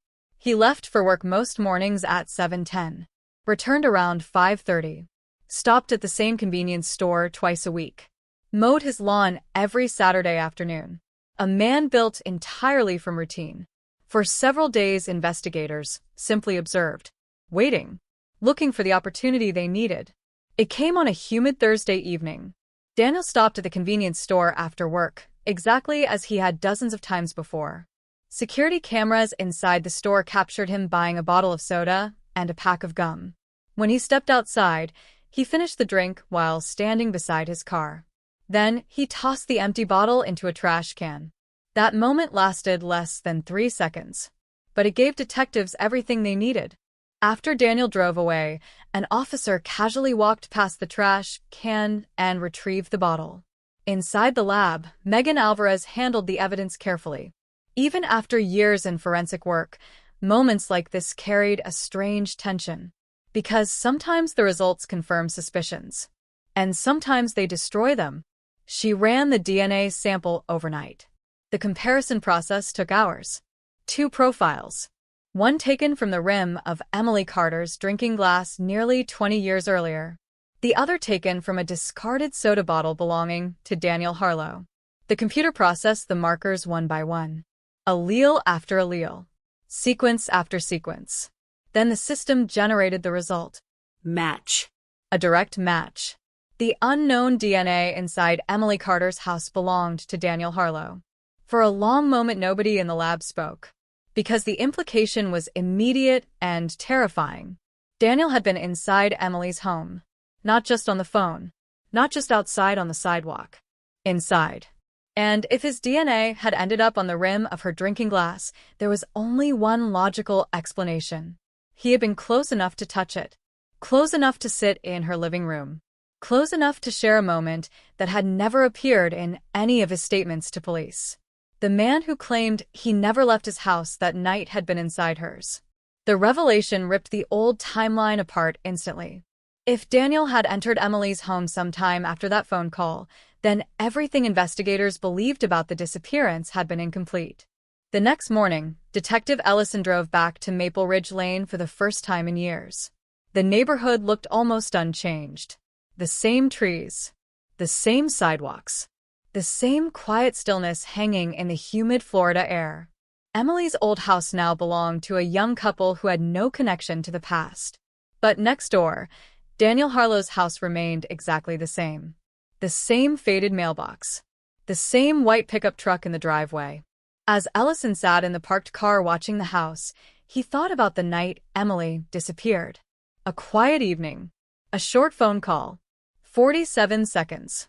And at some point after that call ended, Daniel Harlow had walked through her front door. The question now was simple. What happened next? Because if Daniel had been inside that house, then he was the last known person to see Emily Carter alive. And for 18 years, he had lived beside the place where she vanished. Sleeping. Working. Walking past the empty driveway every day, while the truth remained hidden in a microscopic trace on the rim of a glass. But even with the DNA match, one enormous problem remained. There was still no body. No confession. No physical evidence proving what happened inside that house after Daniel stepped through the door. Only a presence. A ghostly fingerprint left behind by time itself. And investigators knew something chilling about cases like this. A person can stand next to the truth for years without realizing it. But once the truth begins to surface, it rarely stops. Because somewhere in the past, inside the quiet hours of July 17th, 2003, something violent had happened behind Emily Carter's front door. Something that turned an ordinary neighbor into the center of a mystery that refused to die. And now, after nearly 2 decades, Daniel Harlow was about to face questions he had managed to avoid for 18 years. The confirmation arrived just before dawn. Inside the forensic lab, the printer slid the report forward inch by inch, the paper warm from the machine. Megan Alvarez picked it up carefully, even though the result had already appeared on her screen hours earlier. She read the line again, anyway. DNA profile match. Daniel Harlow. Probability of random match. Less than 1 in several trillion. There was no ambiguity left. The unknown genetic trace recovered from the rim of Emily Carter's drinking glass had belonged to the same man who had lived 30 feet away from her front door. The same man who told detectives he had never stepped inside her house. The same man who had calmly watched the search parties comb through the neighborhood while he stood safely behind the wall of a lie. For nearly 20 years. Detective Mark Ellison received the report shortly after sunrise. He didn't celebrate. Veteran investigators rarely do when a cold case finally cracks open. Because every breakthrough carries a second realization. If the suspect is guilty, then for all the years that passed they were free. Walking through grocery stores. Talking to neighbors. Living ordinary lives.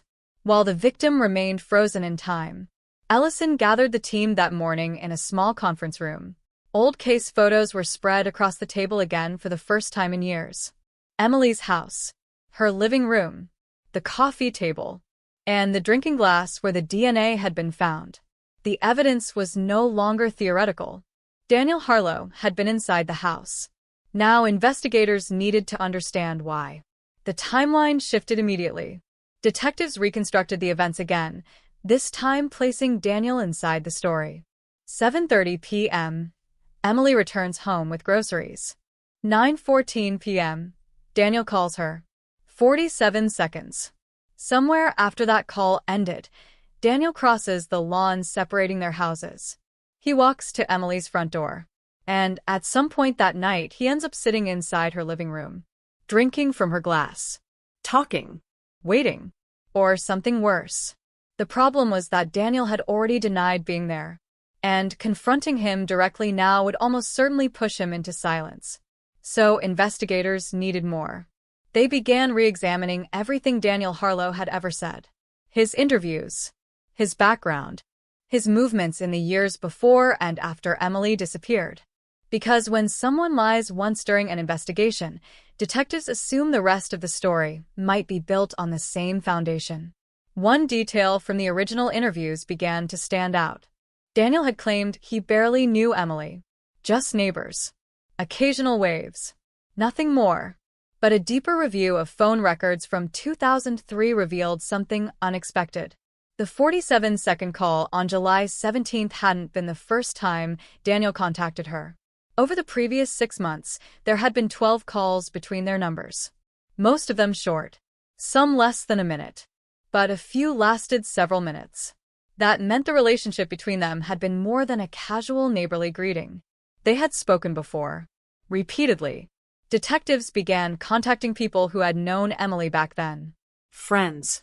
Co-workers. Former neighbors. Most didn't remember Daniel at all. But one co-worker eventually mentioned something small.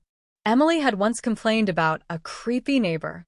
The co-worker couldn't remember the man's name. Only that Emily had mentioned he seemed overly friendly. Too curious about her schedule. Sometimes watching from his yard when she arrived home from work. At the time, it had sounded like nothing more than an awkward neighbor. But now that memory took on a darker shape. Investigators returned to Maple Ridge Lane again. This time they spoke with residents who had lived there during the early 2000s. Many had moved away, but a few still remembered the strange months after Emily disappeared.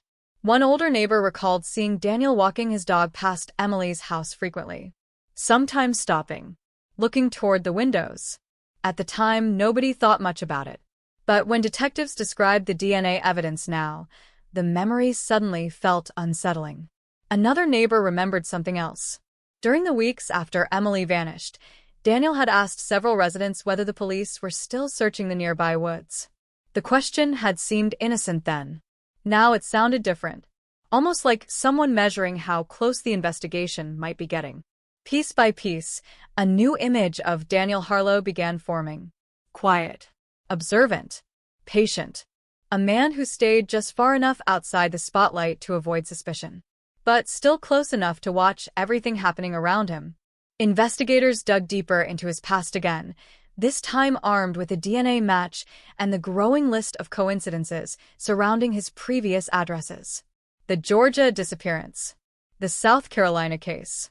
2 missing women whose investigations had never produced suspects. When detectives contacted those departments again, the reaction was immediate. Because in both cases, the pattern looked disturbingly familiar. A woman disappears from her home or near it. No sign of forced entry. No witnesses. No body. And a quiet man living nearby who had never drawn attention. Daniel Harlow. Still, suspicion is not a conviction. Without physical evidence tying him directly to Emily's disappearance, prosecutors remained cautious. A defense attorney could easily argue that Daniel had simply visited Emily earlier that evening. Maybe they shared a drink. Maybe they talked. Maybe he left long before anything happened. The DNA alone couldn't prove violence. Detectives needed something stronger. Something that explained what happened after Emily Carter vanished. And that meant returning to the one place investigators had searched many times before. Her house. Nearly 2 decades had passed since the last full forensic sweep. New owners had lived there. Furniture had changed. Rooms had been repainted. But forensic science had evolved dramatically since 2003. Modern investigators could detect biological traces buried deep inside surfaces that earlier tests would have missed completely. So, with the current homeowner's permission, the house was examined again. For 2 days, forensic teams moved slowly through the rooms, scanning walls, checking floorboards, testing surfaces with chemicals designed to reveal microscopic traces of blood. Most of the house revealed nothing. Years of cleaning and renovation had erased almost every hint of the past. Until the team reached the living room. The same place where the drinking glass had been found. The coffee table was long gone, but the hardwood floor beneath it remained original.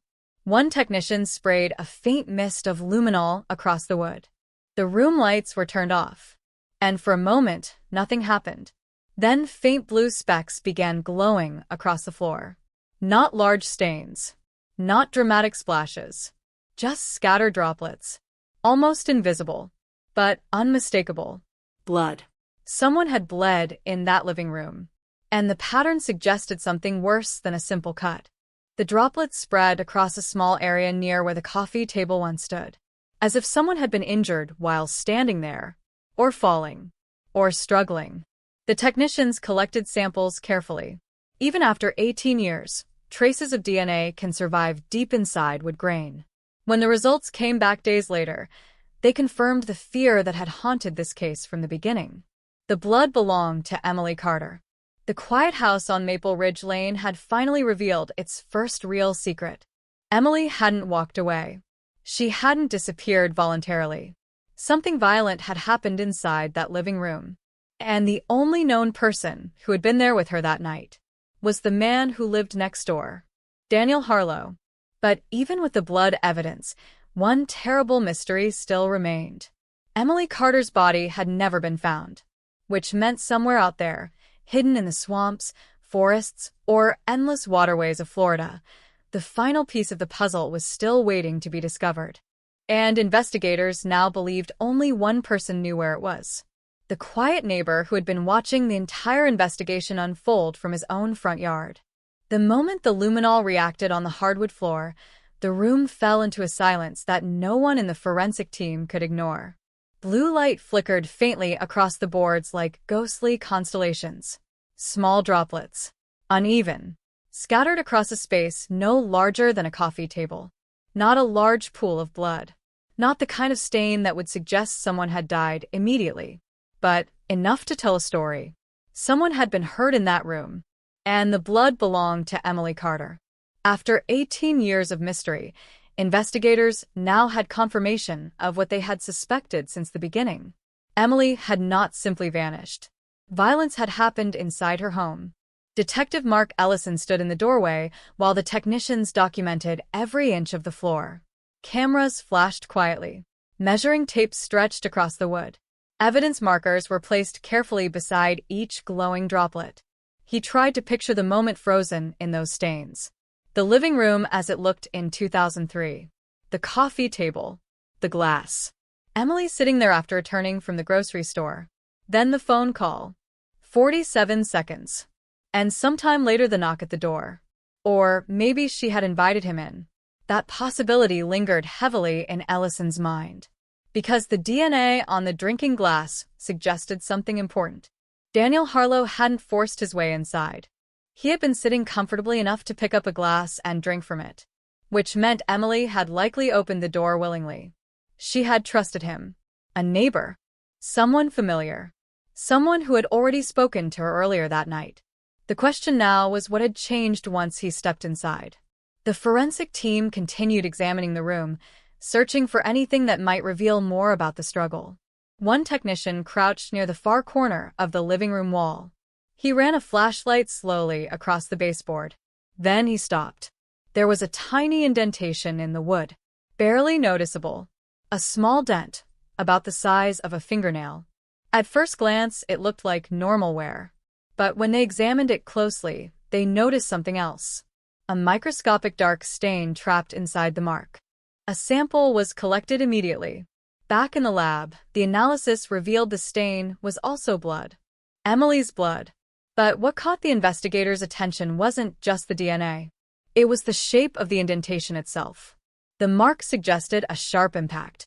Something hard striking the wall with enough force to leave a small dent. Possibly metal. Possibly the corner of an object. Or possibly someone's head. Ellison studied the photos late that night. The pattern of blood droplets suggested movement. Not a single injury. More like someone bleeding while moving across the room. The trail ended near the hallway leading toward the bedrooms. Then it disappeared, which raised the most disturbing possibility of all. Someone had cleaned the scene, and whoever cleaned it had done a good job. Too good for investigators in 2003 to detect. But modern forensic methods were peeling away those hidden layers piece by piece. The living room had been the beginning of something violent, but it probably hadn't been the end. The next step was obvious. Detectives needed to question Daniel Harlow again. This time with the evidence laid out clearly in front of him. The DNA on the glass. The blood on the floor. The witness who saw him outside that night.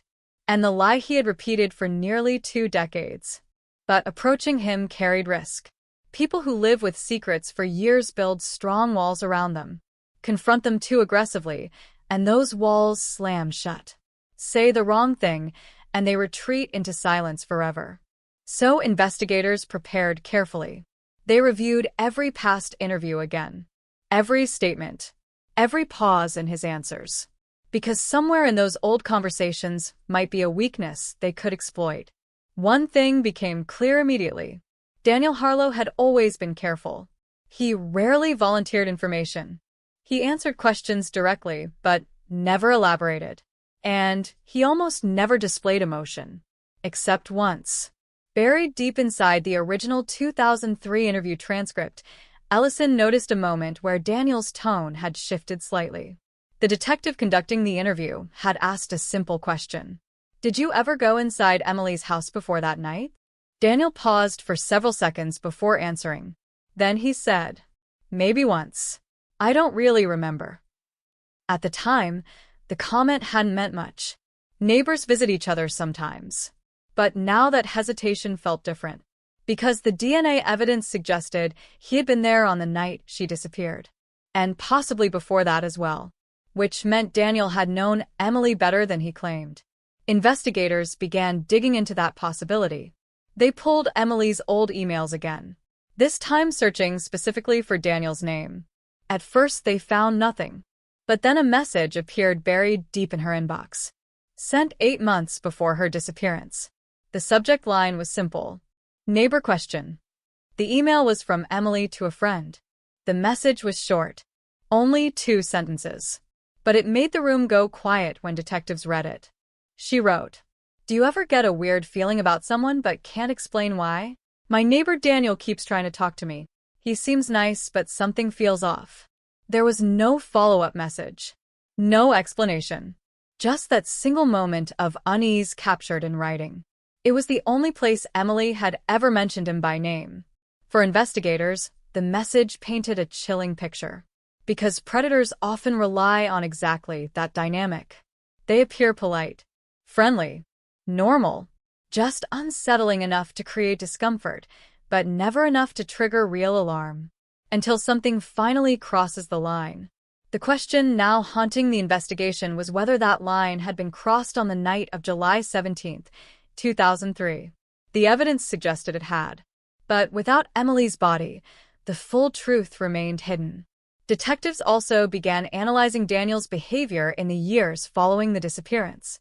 Patterns often reveal what evidence cannot. They discovered that only 3 weeks after Emily vanished, Daniel had taken an unusual 3-day trip. He told coworkers he was visiting family, but credit card records showed purchases in a rural part of northern Florida, gas stations, a motel, and one purchase at a hardware store: shovel, large plastic tarp, heavy-duty rope. At the time, none of those transactions had raised suspicion, but viewed through the lens of a new evidence, the purchases felt ominous, because investigators knew something from long experience. When a body disappears completely, it rarely happens by accident. Someone works very hard to make it disappear. And Daniel Harlow had taken a quiet trip into remote Florida wilderness less than a month after Emily Carter vanished. The same wilderness investigators had searched unsuccessfully for years. Now the pieces of the story were beginning to align. A late-night visit, a violent struggle in the living room, blood on the floor, a lie about leaving his house, and a mysterious trip weeks later carrying tools commonly used to bury something or someone. But investigators still faced one brutal reality. Everything they had pointed toward Daniel Harlow. Yet they still didn't know where Emily Carter was. Somewhere out there, in miles of forest, swamp, or forgotten roadside, the final truth remained buried. And unless Daniel decided to speak, the secret might remain hidden forever.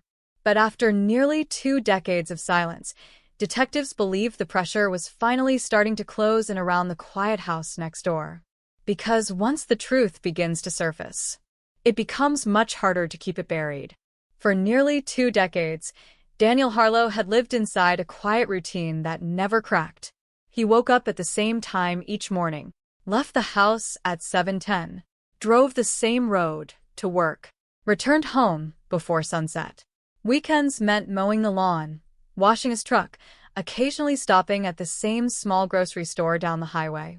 To the outside world, nothing about his life looked unusual. That was exactly how he wanted it, because the most effective disguise is normality. But the moment the DNA evidence confirmed his presence inside Emily Carter's house, the invisible barrier protecting that routine began to collapse. Detectives had not confronted him yet. Not directly. Instead, they watched. Quietly, patiently. An unmarked sedan appeared occasionally at the end of Maple Ridge Lane. Sometimes it was there in the morning, sometimes late at night. Most residents assumed it belonged to someone visiting family nearby. But the person inside the car wasn't visiting anyone. They were watching Daniel Harlow. Surveillance started slowly. Detectives documented everything. When he left the house, where he drove, who he spoke to. Patterns reveal more than people realize. And Daniel's patterns had been unchanged for years. until the investigation quietly restarted. At first, nothing seemed different. Daniel still followed the same daily routine. But on the 8th day of surveillance, something small shifted. At 9:40 p.m., the porch light outside his house flicked on. Daniel stepped outside and stood in the driveway, not doing anything, just standing there, looking down the street. The moment lasted less than a minute before he went back inside. It might have meant nothing, Except he did it again the next night. and the night after that. Detectives reviewing the footage noticed something strange. Each time Daniel stepped outside, his gaze drifted toward one particular house. Emily's old house. Even after all these years, his eyes still found it in the dark. The house had new owners now, a young couple who knew almost nothing about the history attached to their property. To them, Maple Ridge Lane was just another quiet Florida street. But for Daniel Harlow, that house held something else entirely. A memory, a secret, and possibly the worst night of his life. While surveillance continued, investigators began focusing on the mysterious trip Daniel had taken 3 weeks after Emily disappeared. The credit card records pointed toward a rural region nearly 3 hours north of Fort Myers. Sparse highways, pine forests, miles of swamp and hunting land where a person could disappear forever. Detectives drove there themselves one humid afternoon. The area looked exactly like the kind of place someone might choose if they wanted something never found again. Dirt roads twisted through endless stretches of forest. Abandoned fishing docks rotted beside dark water channels. Remote campgrounds sat empty except during hunting season. If Emily Carter's body had been brought here in 2003, finding it now would be like searching for a single grain of sand in miles of wilderness. Still, investigators followed Daniel's path as closely as they could reconstruct it. They located the motel where he had stayed. The manager barely remembered him, but an old ledger still listed his name and room number. Room 12. Just one night. Then they visited the hardware store listed in the credit card transaction. The building looked unchanged since the early 2000s. Same faded sign. Same dusty aisles. The purchase records from that time were long gone, but the store owner remembered something interesting. Back in those years, they rarely sold large tarps except to contractors or fishermen. But the owner distinctly remembered a quiet man buying one along with rope and a shovel late one evening. The memory stuck with him because the man paid in cash for the smaller items but used a card for the tarp. Detectives showed him Daniel's photo. The owner studied it for a long moment, then nodded slowly. That's him, he said. It wasn't proof of anything by itself, but it strengthened the growing picture of what may have happened. If Daniel had killed Emily inside her home, he would have needed time to move her body somewhere else. And if he chose a remote location, he would have needed tools. The timeline suddenly made terrifying sense. July 17th, 2003. Emily disappears. 3 weeks later, Daniel drives deep into rural Florida with a tarp, rope, and shovel. The implication hung heavy in the room when investigators discussed it. Because bodies don't move themselves. Back on Maple Ridge Lane, the surveillance team noticed something else beginning to change. Daniel's routine was becoming slightly unsettled. Not dramatically. Just small shifts. He started leaving his house later in the mornings, sometimes standing at the end of his driveway longer than usual. Once he drove slowly past Emily's old house before continuing down the street. As if checking something. Or remembering. Detectives understood that behavior well. People carrying secrets often become sensitive to the smallest disruptions around them. And even though Daniel hadn't been questioned yet, something about the renewed activity near his house might have triggered a quiet alarm inside him. Maybe he noticed unfamiliar cars. Maybe he sensed attention. Or maybe the past was simply catching up. Detective Mark Ellison studied the surveillance footage late one night in the station. He paused the video at a moment where Daniel stood in his driveway staring down the street. There was no expression on his face. Just stillness. Ellison wondered what Daniel saw in that direction. Did he picture the night Emily disappeared? Did he remember walking across the grass between their houses? Did he remember the moment something went wrong? Investigators had one advantage now that they didn't have in 2003. Pressure. Daniel had lived comfortably for 18 years, believing the case would never move again. But now detectives were closing in. They had DNA evidence placing him inside the house, blood confirming violence, witnesses contradicting his story, and a suspicious trip carrying tools into remote wilderness. It wasn't enough to arrest him yet, but it was enough to start tightening the circle.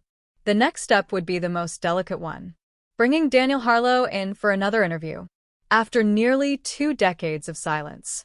Because investigators knew something about people who live with secrets for that long. Eventually, the story they tell themselves begins to crack. Memories blur, details slip, and when confronted with evidence they never expected anyone to find, even the calmest suspect can make a mistake. Somewhere inside Daniel Harlow's carefully constructed life, detectives believed that mistake was waiting. All they needed was the right moment to push.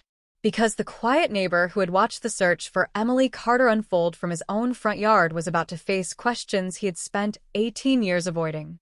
And this time, the answers mattered more than ever. Because somewhere beyond Maple Ridge Lane, hidden beneath soil, water, or wilderness, Emily Carter was still waiting to be found. The call came on a Tuesday morning. Short, calm, direct. Daniel Harlow answered his phone the way he answered most things in life, without urgency, without emotion. On the other end, Detective Mark Ellison introduced himself and asked if Daniel would be willing to come down to the station for follow-up conversation about the Emily Carter case. Nearly 18 years had passed since the last time Daniel sat in an interview room. For a few seconds, there was only silence on the line. Then Daniel replied with the same controlled tone investigators remembered from 2003. Sure, he said. If you need to talk. No hesitation. No visible concern. But when the call ended, Daniel remained sitting at his kitchen table for a long time. The house around him was quiet. The same house he had lived in for nearly 2 decades. The same house that stood only a few steps away from the place where everything had begun. If he felt fear, it never showed. But investigators watching the surveillance cameras later noticed something unusual. That morning, Daniel left for work nearly 40 minutes later than usual. And before he drove away, he stood at the end of his driveway once again, looking toward Emily's old house. The interview room inside the station hadn't changed much since the early 2000s. Same gray walls, same metal table, same faint hum from fluorescent lights overhead. When Daniel walked in that afternoon, Detective Ellison studied him carefully. Time had aged him, more gray in his hair, lines around the eyes. But the composure remained intact. Daniel sat down, folded his hands neatly in front of him, and waited. Ellison began slowly. Casual questions first. How long had Daniel lived on Maple Ridge Lane? Did he still work at the same job? Had he kept in touch with any of the old neighbors? Daniel answered each question politely. Brief. Controlled. Then Ellison shifted the conversation. Daniel, we've been reviewing the Carter case again. Daniel nodded once. I heard something about that. Ellison watched his face. No surprise. No anxiety. Just stillness.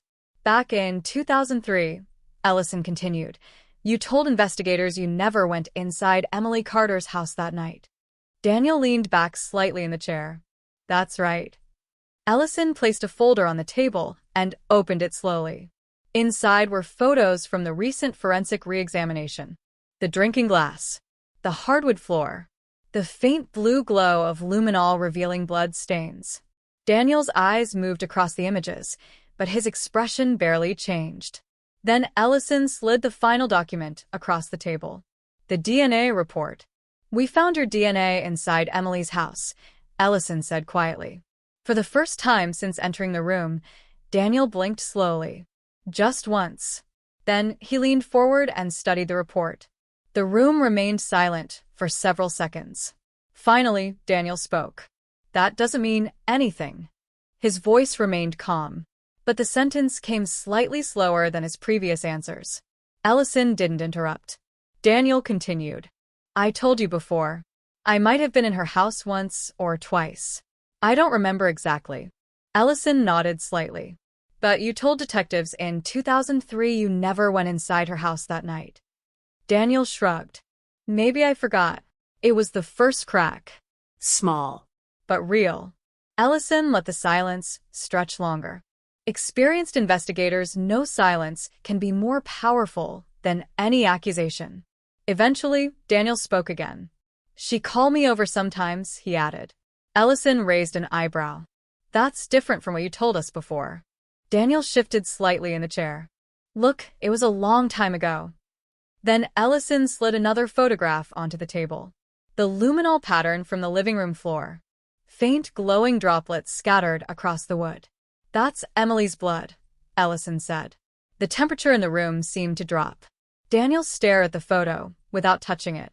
For the first time, the composure on his face wavered slightly. Not panic, not shock, just a tiny hesitation. Something happened in that living room, Ellison continued quietly. You were there. Daniel finally looked up. I didn't hurt her. The words came quickly. Too quickly. Ellison leaned back in his chair. We didn't say you did. Another pause. Daniel looked down again at the photographs. His fingers tapped lightly against the edge of the table. A nervous habit he had never shown during the original interview. That was the second crack. Ellison placed one more document on the table. Credit card records. Gas purchases. The hardware store transaction. The motel in northern Florida. You took a trip 3 weeks after Emily disappeared, Ellison said. Daniel didn't respond. You bought a tarp. Rope. A shovel. Still nothing. You stayed one night in a remote area north of here. The tapping stopped. Daniel's eyes remained fixed on the table. For nearly a full minute, neither man spoke. Then Daniel finally said something investigators hadn't expected. I want a lawyer. The words landed heavily in the room. Ellison nodded slowly. Of course.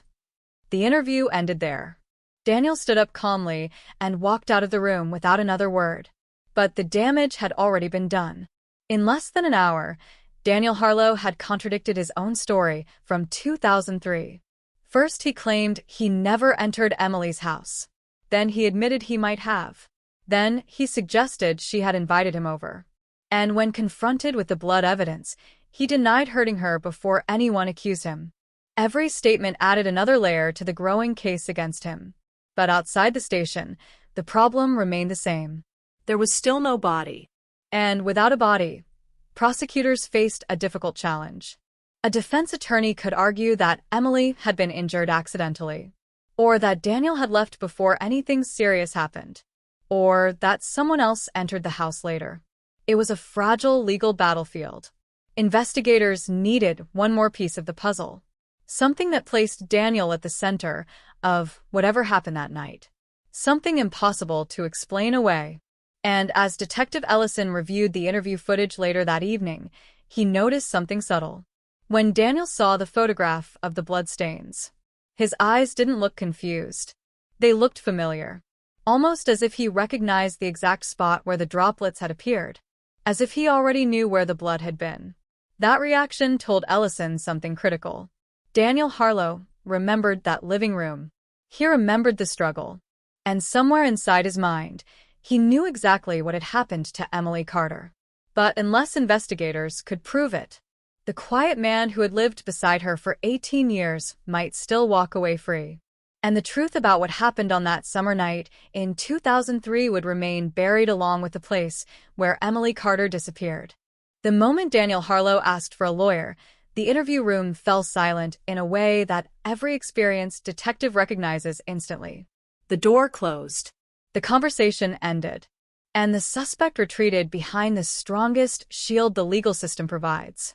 From that point forward, Daniel would say nothing without an attorney sitting beside him. For investigators, that meant one thing. The case had entered its most dangerous phase. Because now Daniel knew. For 18 years, he had lived under the assumption that the Emily Carter investigation was dead. A mystery lost in time. A file gathering dust in some forgotten archive room. But after that interview, he understood the truth. The past had returned. And it had teeth. Detective Mark Ellison replayed the footage of the interview 3 times that night. Every gesture, every pause, every shift in Daniel's posture. There was one moment he kept rewinding. Right after the blood photo appeared on the table, Daniel's eyes didn't widen in confusion. They moved immediately toward the exact location of the droplets in the image. The reaction was subtle, almost invisible, but it told Ellison something powerful. Daniel recognized the scene, not as evidence, as memory. Meanwhile, the legal side of the investigation began moving carefully. Prosecutors reviewed the growing evidence file piece by piece. DNA placing Daniel inside the house. Emily's blood confirming violence in the living room. Witness statements contradicting his claim that he stayed home that night. The suspicious trip weeks later with tools commonly used to dispose of a body. Individually, each piece raised questions. Together, they formed a narrative. But prosecutors still hesitated. Because without Emily's body, the defense could attack every part of that narrative. They could argue that Daniel visited her voluntarily, that she injured herself, that she left afterward. Even unlikely scenarios become powerful in court when the central fact remains missing. And the central fact was this. Emily Carter had vanished. But nobody had ever proven she was dead. That brutal legal reality forced investigators back to the same problem they had faced since 2003. Find her. If Daniel had buried Emily somewhere during that mysterious trip north, the landscape might still be holding the answer. So detectives returned to rural Florida, this time with more resources. Search teams studied satellite imagery from the early 2000s, comparing it to current terrain maps. They looked for areas where fresh digging might have occurred around the time Daniel visited the region. But nature had changed everything. Forests had grown thicker. Floodwaters had shifted soil. New roads had been built. The wilderness had swallowed nearly 2 decades of history. Still, investigators narrowed the search area to a cluster of locations within 15 miles of the motel Daniel had stayed in. Volunteers joined the effort. Cadaver dogs were brought in. Ground-penetrating radar scanned several remote patches of land. Days passed. Then weeks. Nothing. The Florida wilderness kept its silence. Back on Maple Ridge Lane, Daniel Harlow returned to his routine. But something about that routine had changed. Neighbors later described him as more withdrawn than usual. He stopped chatting briefly at the mailbox. Stopped waving when people drove past. Sometimes he stayed inside the house for entire weekends. Lights on late at night. Curtains drawn tightly. Investigators, watching the surveillance feeds, noticed something else. Daniel had started drinking more frequently. Trips to the convenience store for beer became almost daily.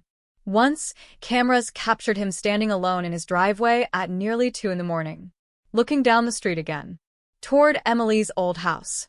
For a long time he didn't move, as if staring at a ghost. Inside the police station, Ellison studied another piece of the puzzle that had quietly surfaced during the renewed investigation. Daniel Harlow's old computer.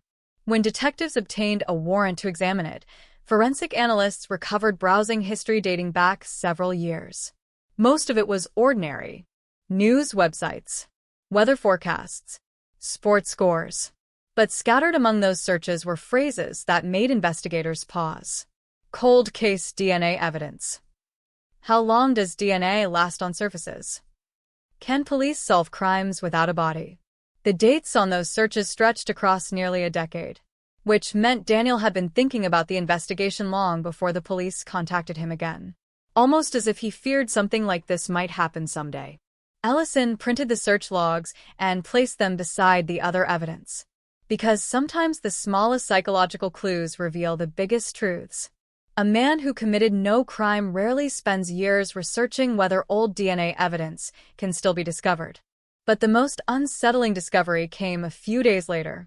During a deeper forensic review of Daniel's old phone records from the early 2000s, analysts noticed something that investigators had overlooked years ago. On the night Emily disappeared, Daniel's phone made one additional call. Not before the 9:14 conversation. After it. The call occurred at 10:08 p.m. It lasted only 9 seconds. And it went to a prepaid cell phone number that had never been identified. At the time, the number had been impossible to trace. Prepaid phones were often used anonymously, but modern digital archives had improved dramatically since then. When analysts ran the number through updated databases, they found something interesting. The phone had briefly connected to a tower near Maple Ridge Lane that night. Then it moved north along Highway 41. And after that it disappeared permanently. The phone was never used again. For detectives, that detail raised a chilling new possibility. Daniel might not have been alone. Someone else could have been involved. Someone who helped him move Emily's body. Or someone who knew what happened inside that living room. But with the phone long gone and the number unregistered, the identity behind it remained another ghost in the investigation. Ellison stared at the timeline again. 7:30 p.m. Emily arrives home. 9:14 p.m. Daniel calls her.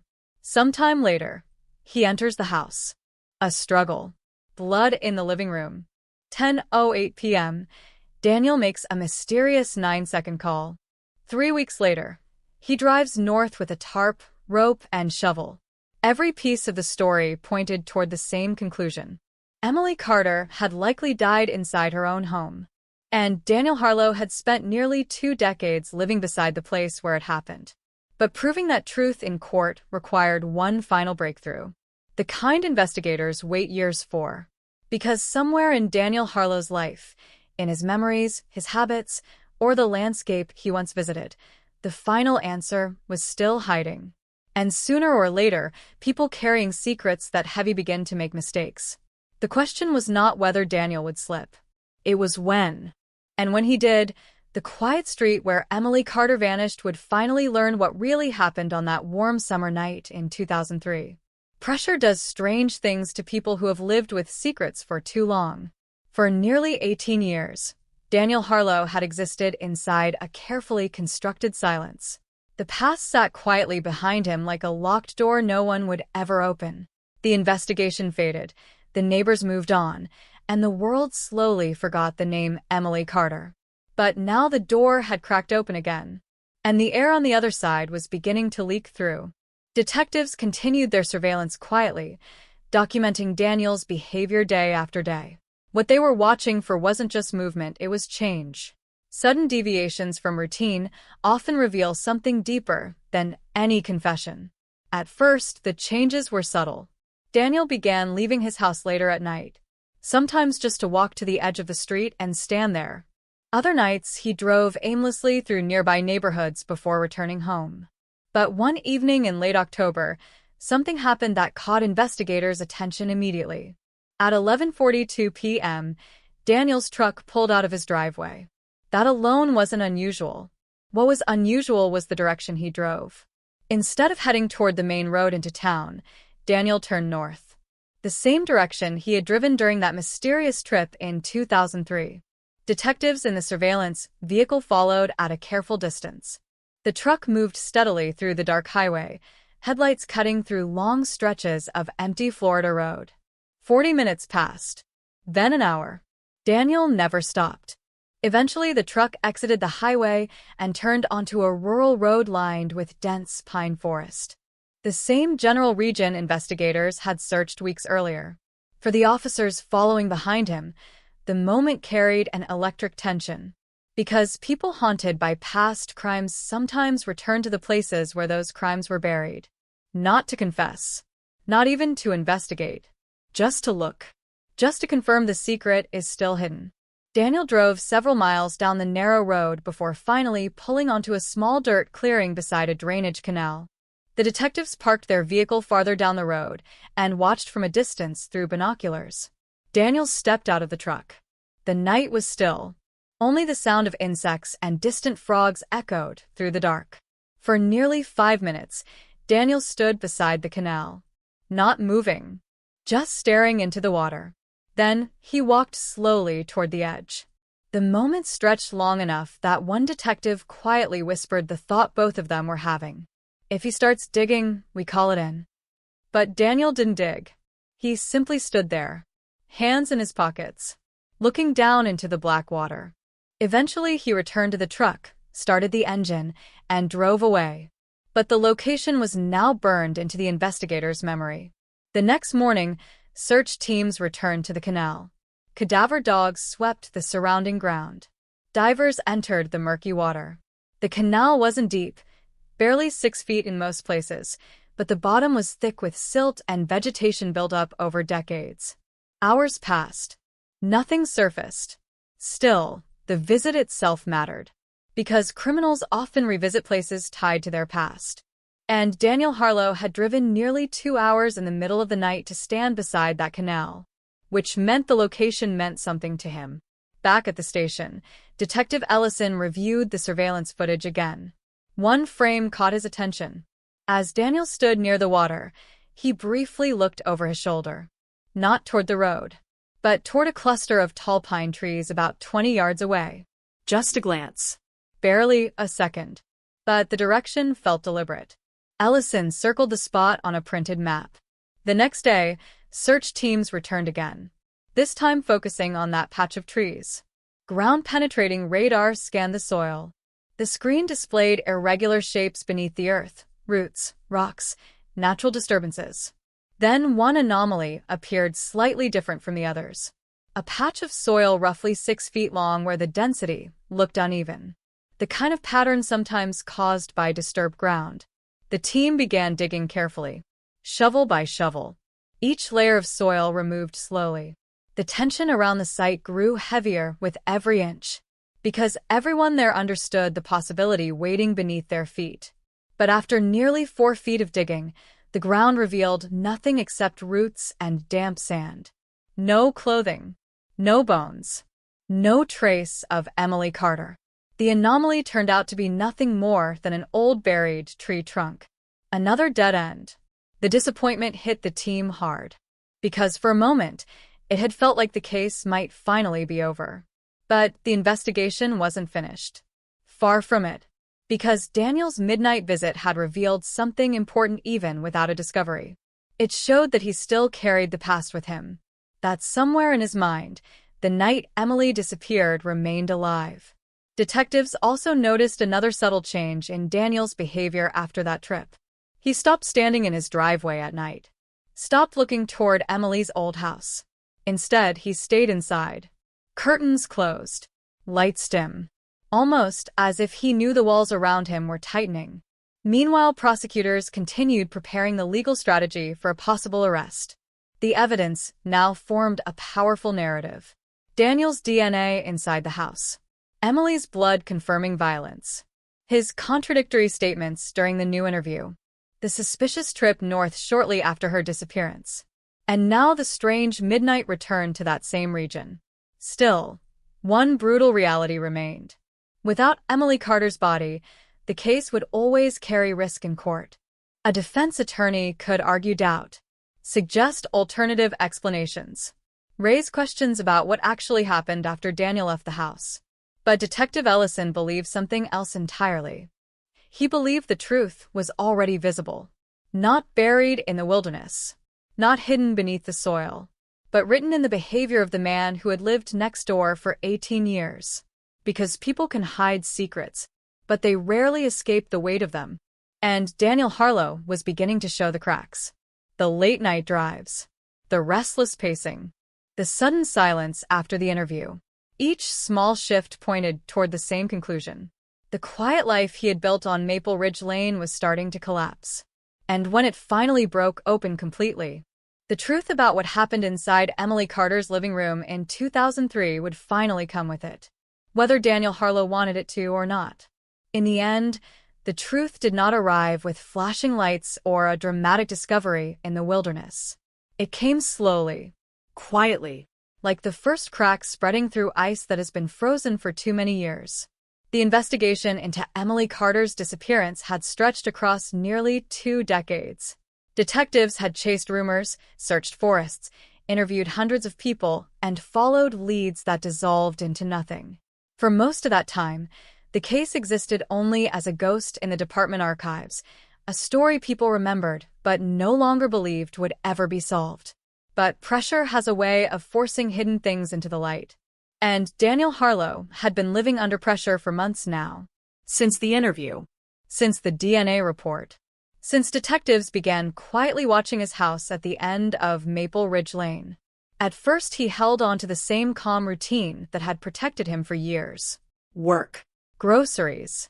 lawn maintenance, small conversations with neighbors who never suspected anything. But the cracks continued spreading. The late-night drives became more frequent. His lights stayed on later inside the house. Sometimes investigators saw him pacing slowly from room to room, shadows moving behind the curtains long after midnight. Then one night in early November, everything changed. At 2:13 a.m., Daniel Harlow walked out of his front door carrying a small cardboard box. The surveillance car parked 2 houses away watched quietly as he crossed the driveway and placed the box inside the bed of his truck. He stood there for a moment looking down at it. Then he got in and drove away. The detectives followed. The truck headed north again.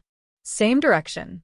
Same dark highway cutting through endless miles of Florida wilderness. For the investigators behind him, the tension felt almost unbearable. Because sometimes, when people believe the walls are closing in, they try to erase the last remaining traces of their past. 40 minutes passed. Then an hour. Finally, Daniel turned off the highway and drove down another narrow rural road. This one even more remote than the canal site he had visited before. The truck eventually stopped near an abandoned boat ramp along a quiet stretch of river. Daniel stepped out, opened the truck bed, and lifted the cardboard box. The detectives watched through night vision binoculars from several hundred yards away. Daniel walked slowly toward the edge of the water. For a moment, it looked like he might throw the box into the river. But instead he set it down beside the boat ramp and opened it. From inside the box, he removed several small objects. Papers. Old photographs. Something wrapped in cloth. One by one, he dropped them into a metal container. Then he struck a lighter. The flame caught quickly. Within seconds the contents of the box were burning. The fire cast an orange glow across Daniel's face as he stood watching. It was a quiet scene. Almost ritualistic. Like someone trying to destroy the last physical pieces of a memory. The detectives didn't move. They didn't need to. Because the act itself was enough. Destroying potential evidence connected to an active investigation gave them the authority they had been waiting for. Backup units were already on the way. Within minutes, flashing lights appeared at the far end of the dirt road. Daniel noticed them too late. When the first patrol car turned into the clearing, he simply stood there beside the small fire. No attempt to run. No sudden panic. Just stillness. Officers approached cautiously. Daniel Harlow, one of them said, "We need you to step away from the fire." Daniel did exactly that. He stepped back slowly, hands visible. The flames continued burning behind him, consuming the contents of the cardboard box. Detective Mark Ellison arrived moments later.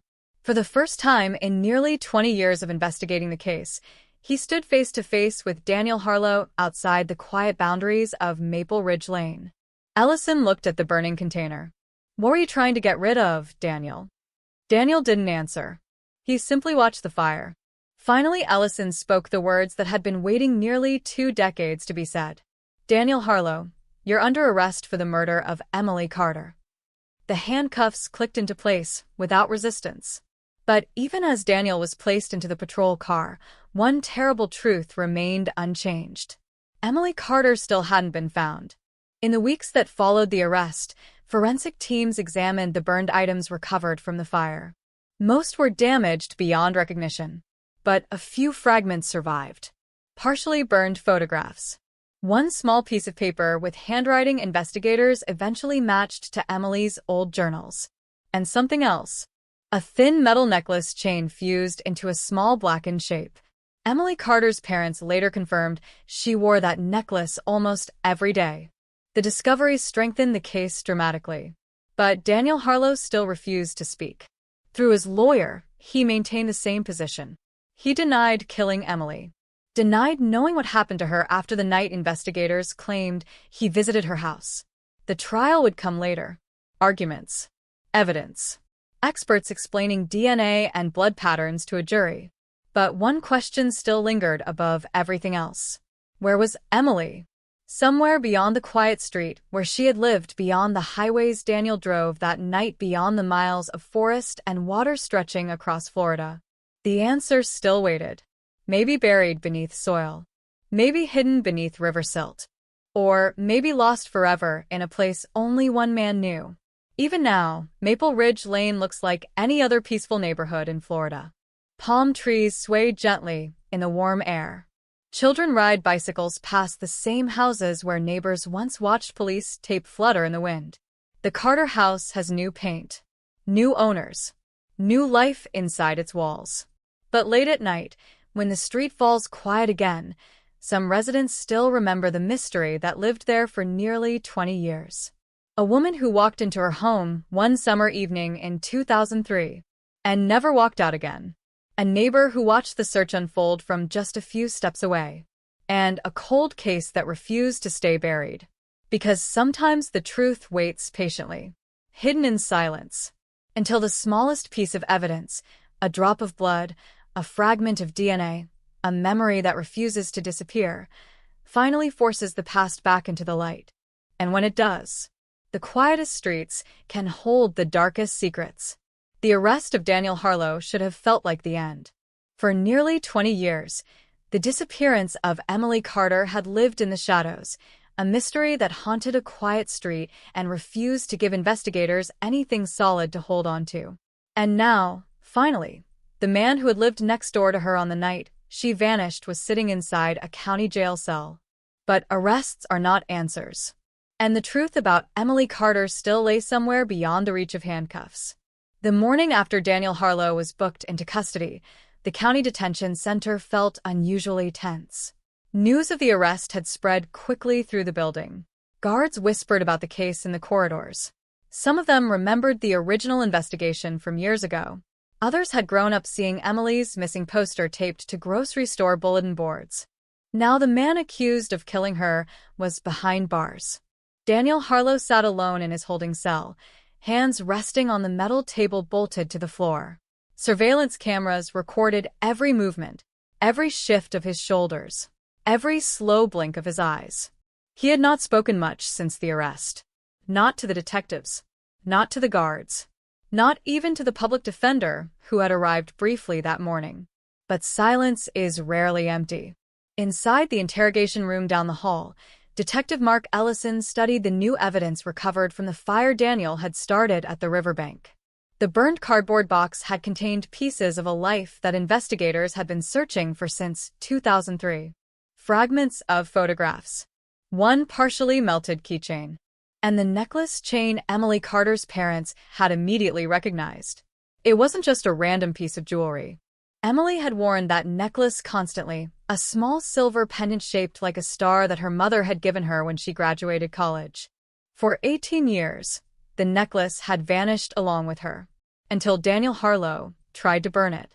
That detail mattered more than anything else, because destroying evidence tied him directly to Emily long after the night she disappeared. And people don't secretly keep someone else's necklace for nearly 2 decades without a reason. Still, one piece of the puzzle remained missing.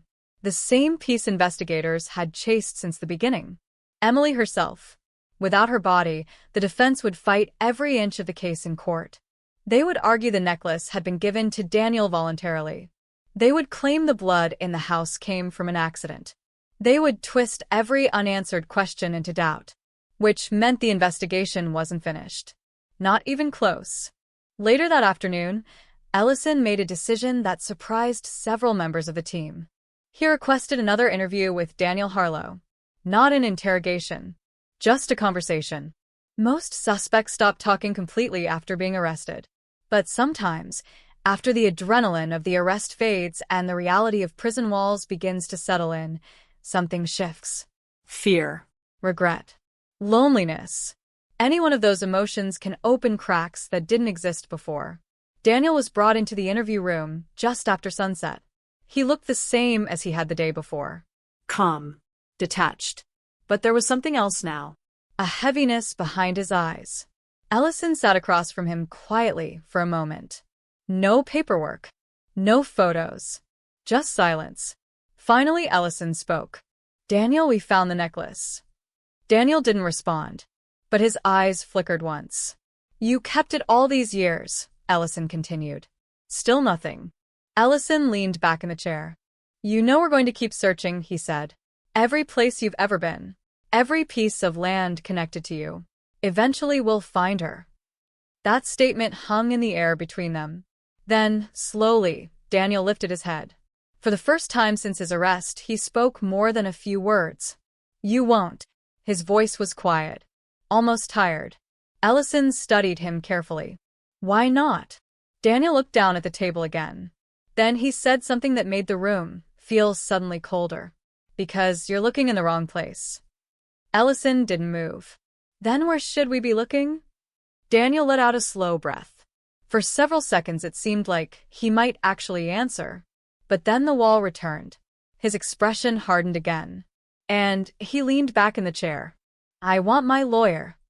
The moment was gone. The interview ended soon after.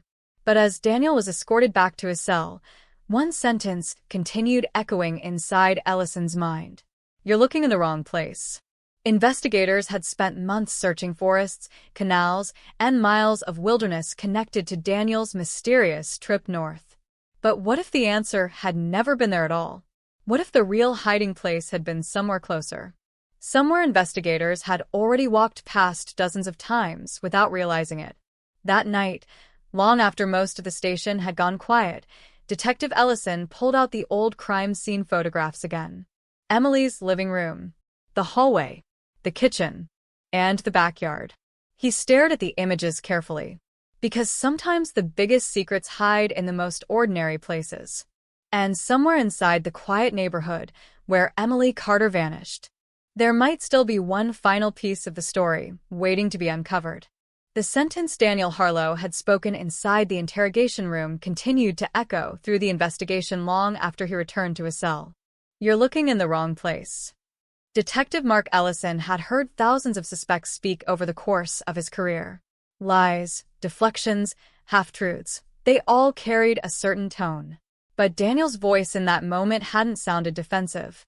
It had sounded certain. And certainty meant something. Because if Daniel truly believed investigators were searching the wrong place for Emily Carter, then one possibility immediately surfaced. The wilderness searches had been a distraction. Maybe deliberate. Maybe accidental. But either way, the truth might be closer than anyone had ever imagined.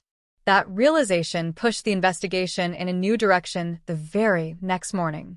Ellison gathered the team in the briefing room and spread out a large aerial photograph of Maple Ridge Lane across the table. The same quiet neighborhood where Emily Carter had vanished nearly 20 years earlier. Palm trees, driveways, backyards separated by low fences and narrow strips of grass. Every detective in the room had driven through the street dozens of times during the original investigation. But now they were looking at it with different eyes. Let's assume he never took her north, Ellison said. The room went silent. Because that possibility changed everything. If Daniel had not transported Emily's body to the forests investigators had searched, then the question became terrifyingly simple. Where could he have hidden her right here? They began reviewing the old case files again. Search reports, property records, construction permits. Anything connected to the houses along Maple Ridge Lane in 2003. At first, nothing obvious appeared. Police had searched Emily's home thoroughly at the time. They had checked the yard. They had checked nearby wooded patches. Cadaver dogs had even walked along the drainage ditches behind the street. But then one detail surfaced in the property history of Daniel Harlow's house. A permit filed just 2 months after Emily disappeared. The paperwork described a minor backyard landscaping project. Most of the time, that kind of permit meant nothing more than adding a patio or planting trees. But the timeline made investigators pause. Emily vanished in July. The permit was filed in September. Ellison requested the original construction records. Within hours, they arrived from the county archives. The document included a simple diagram of Daniel Harlow's backyard. A rectangular concrete slab measuring 12 feet by 12 feet. A new patio, built behind the house near the tree line. The room went quiet again, because that patio had never existed during the original investigation. It had been poured weeks after Emily vanished. Detectives drove to Maple Ridge Lane immediately. From the outside, Daniel Harlow's house looked exactly as it always had. White siding, faded mailbox, quiet driveway. But when investigators walked around the back of the property, they saw it. The patio. A perfectly ordinary square of concrete sitting beneath a pair of old oak trees. Weathered now, cracked slightly from years of Florida heat and rain. To anyone passing by, it looked like nothing more than a place to set patio furniture or a grill. But the detective standing there saw something else entirely. A structure poured at the exact moment Daniel Harlow might have needed to hide something permanently. Ellison stared at the slab for a long moment. Then he spoke the words everyone in the team was thinking. Get the ground radar. Within hours, technicians arrived with ground-penetrating equipment. Neighbors watched quietly from their windows as investigators set up the machines across the concrete surface. The scanner rolled slowly across the patio. The screen beside it displayed layers of soil and material beneath the slab. At first the readings looked normal. Concrete. Compacted dirt. Natural ground patterns. Then the technician stopped. There's something here. The radar image showed a distinct disturbance roughly 6 feet long and 2 feet wide beneath the center of the slab. Not roots. Not rock. A void. Soil that had been dug out and refilled. The shape was unmistakable. For a moment nobody spoke. Nearly 20 years of searching. Thousands of miles of forest and swamp explored. And the answer might have been sitting just 30 feet behind Daniel Harlow's house the entire time. Ellison ordered the excavation immediately. Breaking through concrete is slow work. The saw blades screamed against the slab as workers carefully cut a rectangular section from the patio. Dust rose into the humid air. Neighbors gathered along the street. Word spread quickly. By late afternoon, news crews had begun arriving again. The same street that had once been flooded with cameras in 2003 was suddenly back in the spotlight. When the concrete section was finally lifted away, investigators began digging.